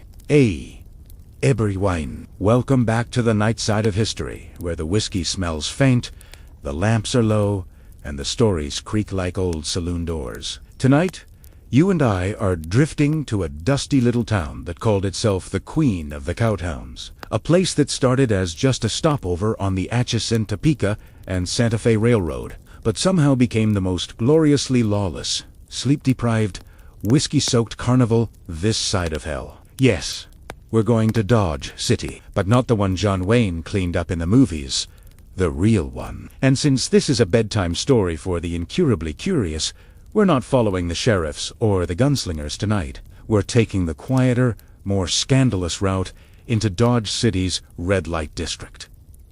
That's right, the Wild West had its own version of nightlife, candlelit, perfumed, slightly tragic, but still open till dawn, because apparently, even in the 1870s, people hated going to bed on time. So, Dim your lights, lean back, and picture this. It's 1876. The railroad has just dragged a pulse out of the Kansas prairie. Cows, money, and men are pouring in from Texas. You can hear iron wheels screeching, and somewhere nearby, a piano bravely struggling against 200 drunk voices. The air smells like dust, tobacco, and old beer. The sky burns red at sunset. And right as the respectable citizens shut their doors for the night, another part of Dodge opens its eyes. The part no preacher wanted to admit existed. Locals kadid it South Dodge.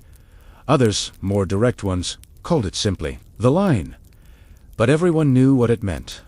Blocks of rickety wooden shacks, cheap music, and lanterns burning behind curtained windows. The red light district was the humming, pulsing underbelly that kept Dodge City alive, much to the disgust of anyone who pretended to hate it. And it wasn't subtle. There was literally a street called Front Street, packed shoulder to shoulder with saloons, gambling dens, and houses with names that sounded like punchlines. The Green Front, the Alhambra, the Long Branch. Every time you passed one, a voice yelled something indecent, followed by laughter and piano chords, missing half their keys. Inside those dim saloons worked an entire ecosystem, bartenders trying to survive, gamblers trying to cheat, dancehall girls surviving everyone in between. And beyond all that, perched in the quieter shadowed blocks south of the tracks, lived the women whose profession never made it into polite history books. The painted ladies, soiled doves, and sporting women. Which, in Dodge, was polite talk for people doing the only work available that didn't require a lasso or a revolver. For the women who ended up there, few came by choice. Some arrived chasing romantic dreams that followed a cowboy west trope, which almost never ended with a white picket fence. Others had fled poverty, or husbands, or shame, and some were just drawn by the promise that this wild new railroad town actually paid women. Something most of America had figured out. Yet they earned more money than laundry girls or cooks, sometimes 10 times more, but also bought it with rougher hours and reputations they could never clean. The houses they lived in weren't quite the glamorous brothels that later turned up in movies. They were wood shacks no bigger than a single room, sometimes with tin roofs, sometimes with a piano if times were good. A paper lamp in the window was the universal sign. Red if she was working tonight, dar if she wasn't, or if the law was nearby pretending to clean up sin for an hour. The town treated these women like a paradox, hated and needed, hidden and obvious. The same councilmen who clutched their Bibles at Mass quietly made sure the red side of town kept running, because without it, a town full of restless cowboys and railroad men would explode. Dodge wasn't just wild, it was economically hormonal. Every cattle drive brought in hundreds of men, drunk and lonely after 3 months on the plains. They had pay in their pockets, dust in their throats, and ideas in their heads that usually ended in regrets. And so, the women of Dodge became the unofficial crisis managers of frontier sanity. And yes, the very same lowmen who became Wild West legends, Bat Masterson, Wyatt Earp, even Doc Holliday, all worked within a few yards of this red light frontier. Most of them had to patrol it nightly. ERP, who would later become the sanitized face of law and order,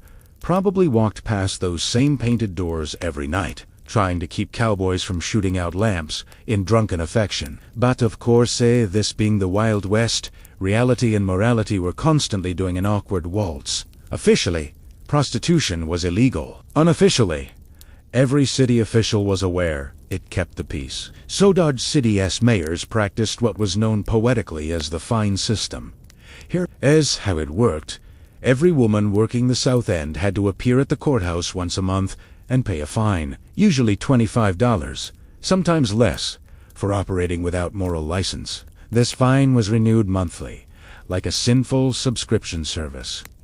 As long as she paid, police looked the other way, and that revenue filled the town coffers faster than any cattle tax. So yes, the town's first real budget was built on its red light district. Capitalism, but desperate. Inside the so-called cribs, tiny wooden quarters, barely the size of closets, women decorated however they could. Hand mirrors, cheap lace, Perfume bottles that leaked more than they sold. The ones who could afford it wore bright silks, hoping to look luxurious in lamplight, even if their dress smelled of smoke and old gin. There was hierarchy. 2. Parlor houses offered more comfort, music, cards, sometimes even dinner, while the lower-end crib girls worked for pennies and chronically owed rent to the madame. Those madams were the quiet queens of this shadow economy, middle-aged, sharp-tongued, terrifyingly efficient. Names like Dorahan Frenchy, Manning, or Latidino drift through Dodge's history half in legend, half in whispered gossip. They kept ledgers, some neat, some written on the back of whiskey tags, listing who owed what, who needed money, and who needed protection, because beneath all the velvet and flirtation, danger was everywhere. The work wasn't glamorous, it was survival. Fights broke out constantly. Most lawmen learned early that it was smarter to keep peace with the madams than against them. One sheriff once remarked, "A respectable house of disrepute keeps the streets calmer than church sermons do," which was probably true. And what about the townsfolk? They dealt with it through selective blindness. You'd never see politicians addressing the South End in print, but everyone knew what went on there. Travelers' diaries mention music floating on the night air, bright doors past midnight, and men knocking with coins instead of manners.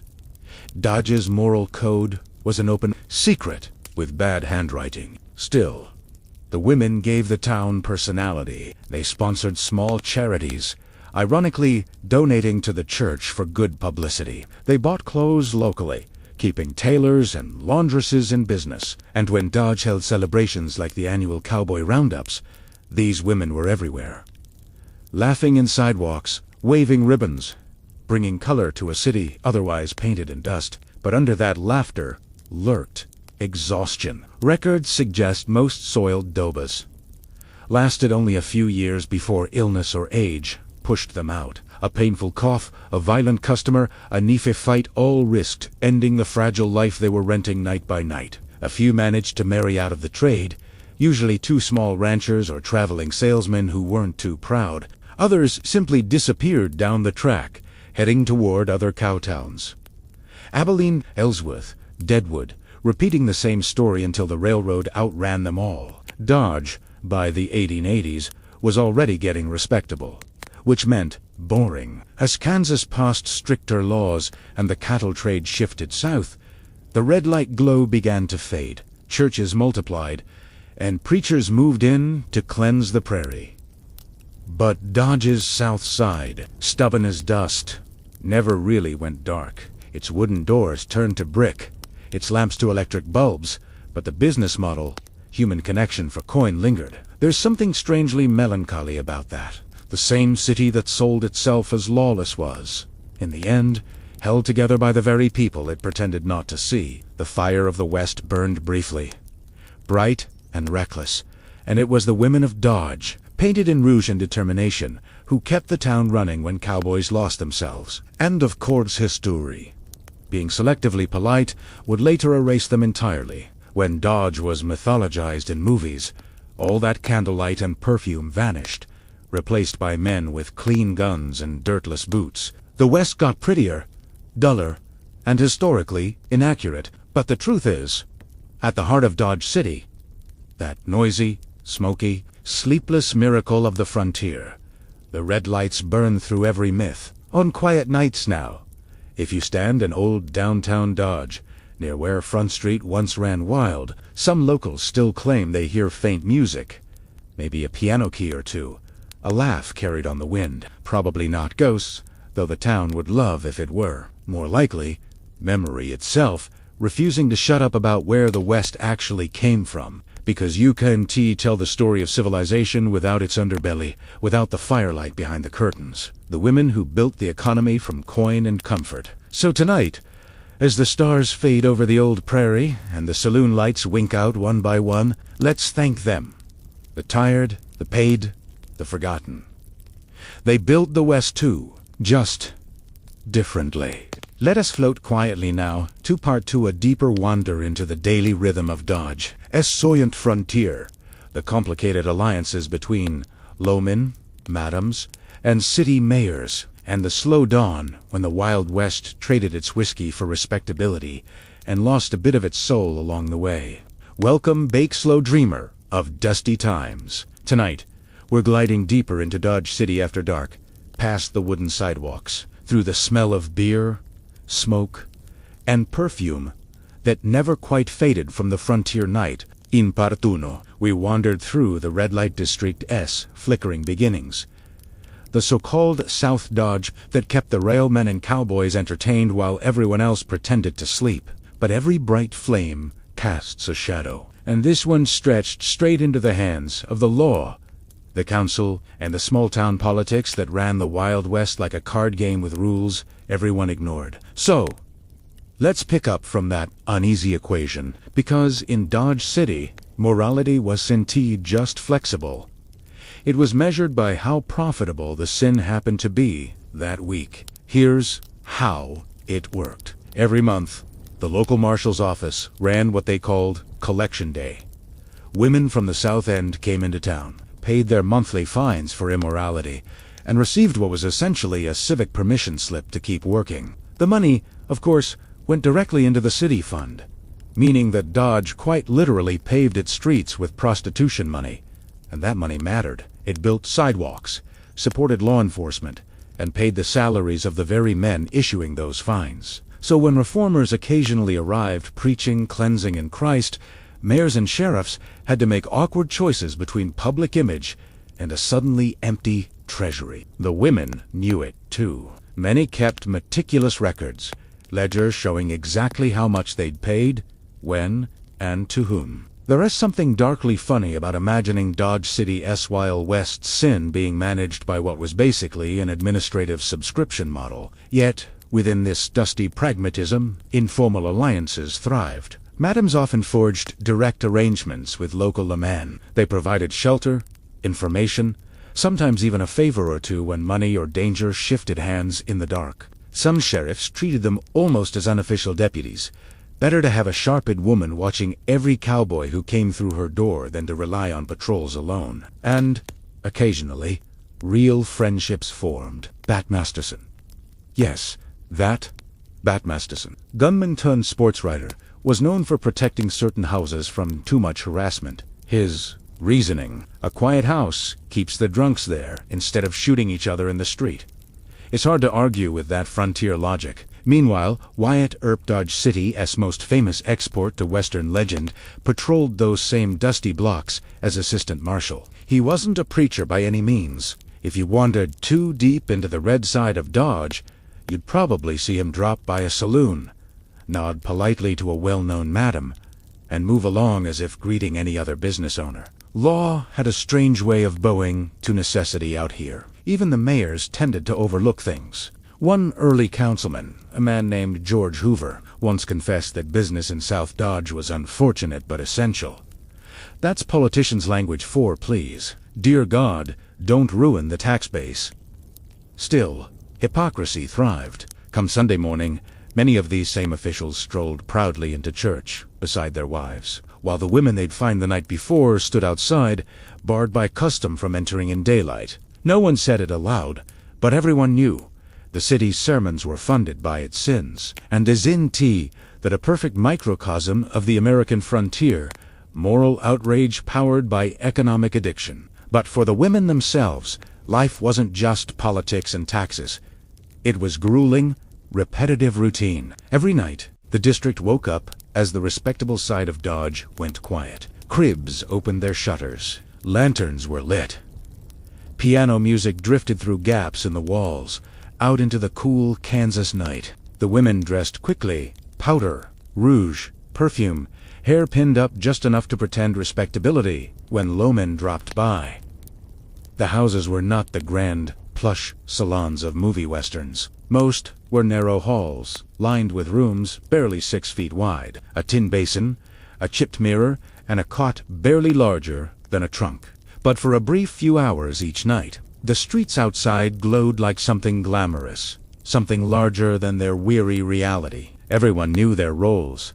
The house musicians who could play one waltz for 6 hours straight, the serving girls darting between tables with bottles, the gamblers half playing cards and half watching, The pace was slow, almost ritualistic. Drink, flirt, laugh, forget.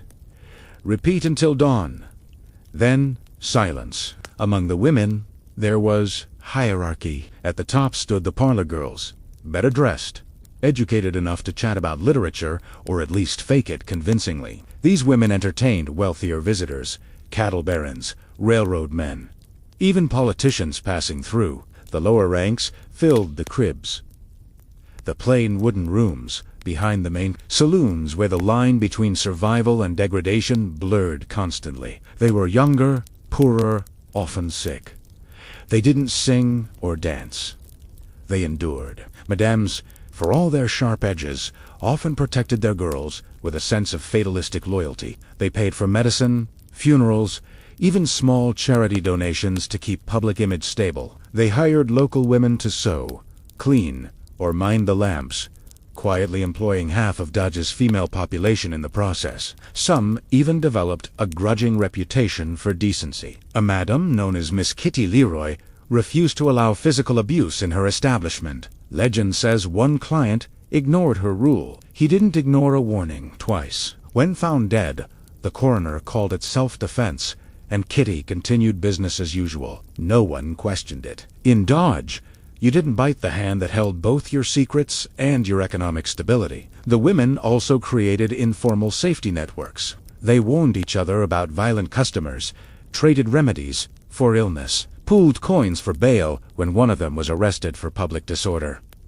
It was community built on exhaustion, but community nonetheless. Still, the danger never left. Disease spread quickly. Some houses couldn't afford doctors, relying instead on apothecaries, selling bottles that promised cures for everything from nerves to melancholy. Most of it was alcohol, mercury, or worse. And outside the walls, eyes always watched. Preachers, reformers, well-meaning wives, all eager to count how many souls needed saving this week. The press didn't help either. Newspapers alternated between moral panic and voyeurism. Headlines like "Vice rampant down South Dodge" sold papers conveniently ignoring the fact that their owners also rented property there. But sometimes, light cracked through the cynicism. A few men in town genuinely respected the women. Not romantically, but humanly. One marshal, Charlie Bassett, often escorted sick girls to the doctor at his own expense. A local doctor, remembered only as Dr. McCarty, quietly treated them even when they couldn't pay, under the pretense that it was public hygiene. Acts of quiet decency buried beneath a mountain of judgment. By the late 1880s, though the rumble of change crept closer, Kansas lawmakers began tightening social order laws, declaring moral crusades against gambling, alcohol, and prostitution. In other words, against half of what made Dodge profitable. A steady parade of reformers arrived by train, well-dressed temperance ladies, clutching pamphlets titled "Clean Streets and Pure Souls." The problem, none of them actually lived there. The town's practical citizens sighed and nodded politely while quietly moving the red light business even further down the tracks. Lowmen didn't usually arrest anyone. They just advised the women to relocate for appearances. The frontier perfected performative morality long before politics did. But the cracks widened. As the railroad expanded westward, Dodge lost control of its own chaos. San Francisco, Denver, and Kansas City pulled the crowds away. The once booming red light blocks emptied. Many houses were torn down or turned into boarding rooms. The bright, humming nights dulled into memory. One final irony: as Dodge grew respectable, some of those very women became property owners. They'd saved, invested, bought land. The town that once fined them now taxed them, which, in the eternal American tradition, meant they'd finally been accepted as legitimate. Money washed away morality faster than any sermon. When reporters returned decades later, they found the South End quiet, just a few faded lanterns in windows, long since emptied. Locals still whispered about the wild years, like dreamers remembering a fever. And if you go to modern Dodge City, you can still trace the outlines of where the red lights burned. Now paved, now neat, now part of the tidy Main Street myth. A plaquerie, an old photograph there, the moral cleanup complete, the memory politely framed, but beneath the asphalt, The same Kansas wind still carries what's left of their story: laughter, music, and smoke. Reminders that history isn't made only by heroes and sheriffs, but also by the women who lit their small lamps in the darkness so that the frontier could sleep feeling a little less alone. So as the last piano note fades through the ghosted air of Dodge City, let's drift gently to Part 3, where we'll watch the red light glow, dim respectability move in with a broom and a budget, and find out what happened when the West tried to forget the knights that built it. Hey, dere. Welcome back to the quieter side of the Wild West. By now, the piano music has faded, the whiskey's gone stale, and the laughter of the red light knights of Dodge City is little more than an echo down the walls of history. This part, the last drift of our story, takes place after the smoke cleared. Literally, the fires, riots, and drunken brawls have been replaced by something more subtle and, in its own way, more tragic: silence. Because when Dodge City finally cleaned itself up, what it really did was trade personality for polish. It's the late 1880s. The great cattle drives are slowing down, fenced pastures are spreading, and the railroad lines that made Dodge rich are stretching further west. The frontier, once so raw and immediate, starts to feel smaller, quieter, civilized in the most exhausting sense of the word. And with civilization came reformers. Loads of temper. They arrived on trains carrying hymnals and moral instruction leaflets like missionaries at a casino. They were determined to save Dodge City's soul, which they imagined must be somewhere under the floorboards of a saloon. Tese Werete, Good Order Leagues, the women's temperance unions, and at least 3 rival prayer societies, all sincerely horrified by what they believed the town still was, even though much of the old wildness had already moved elsewhere. But reform movements, like most things in Dodge, didn't need reality to justify themselves. They needed spectacle. And what better symbol to purify than the red light district, the city's last living ghost of its wilder past? So, one by one, the fines got heavier, the licensing exceptions fewer, and the quiet winks between madams and marshals stopped working. The new city council bragged about their moral renewal, while privately worrying about losing all their fine revenue. A familiar dilemma. What happens when virtue tanks your budget? The first to go were the smaller cribs, cheap, temporary, easy to demolish. Then the parlor houses closed, one lamp at a time. By the 1890s, the street once known as South Dodge had gone dark. Some women left quietly, others married, reinvented themselves as widows, or a few drifted further west, chasing the last edges of the old railroad frontier to places like Denver or Cheyenne. Chasing, honestly, the last towns willing to forget what they were. And yet, even as Dodge changed, its citizens couldn't stop glancing backwards. The town had built its myth on that wild phase, the gamblers, outlaws, and women of the night, who made it notorious enough for people to even bother visiting. Without them, Dodge faced the strange modern problem of being respectable but irrelevant. So it did what humanity always does when it misses its own chaos. It started rewriting history to make the sin look romantic. By the early 1900s, travel writers and old-timers began spinning nostalgia out of Dodge's past. The same red light district that once horrified preachers now became charming legend. All painted ladies and fast times, instead of desperate women doing hard labor under bad conditions. The real grit melted into folklore. The city even staged festivals celebrating the Old West spirit, complete with mock gunfights, dance hall reenactments, and tasteful hints of its once scandalous night side, now safely wrapped in costume and moral distance. Tourism, you could say, was the new sin, but here's where it gets oddly graceful. Some of the women who had once been erased lived long enough to watch this transformation. Their names changed. Records blurred, but their handiwork remained written across Dodge's bones. Their archived ledgers, lists of rent payments, court receipts, and small donations, proving those same outcasts ended up as quiet shareholders in the very city that once fined them. They outlived their reputations, and in a way, the reformers never truly won. They could outlaw the lamps, tear down the cribs, and whitewash the stories, but the spirit of Dodge The mix of defiance, contradiction, and pragmatic tolerance stayed exactly the same. You can see it in the way the town rebuilt itself. The saloons became hotels, the gambling halls turned into social clubs, and the same buildings that once lit up with red lamps were now stylish boarding houses. Only the furniture changed. Even the police, newly polished into officers of civic order, still patrolled the same streets their grandfathers had walked, with different uniforms and nearly identical job descriptions. Keep things tidy enough that no one looks too closely. And if you're wondering whether the ghosts ever left, locals will quietly tell you they didn't.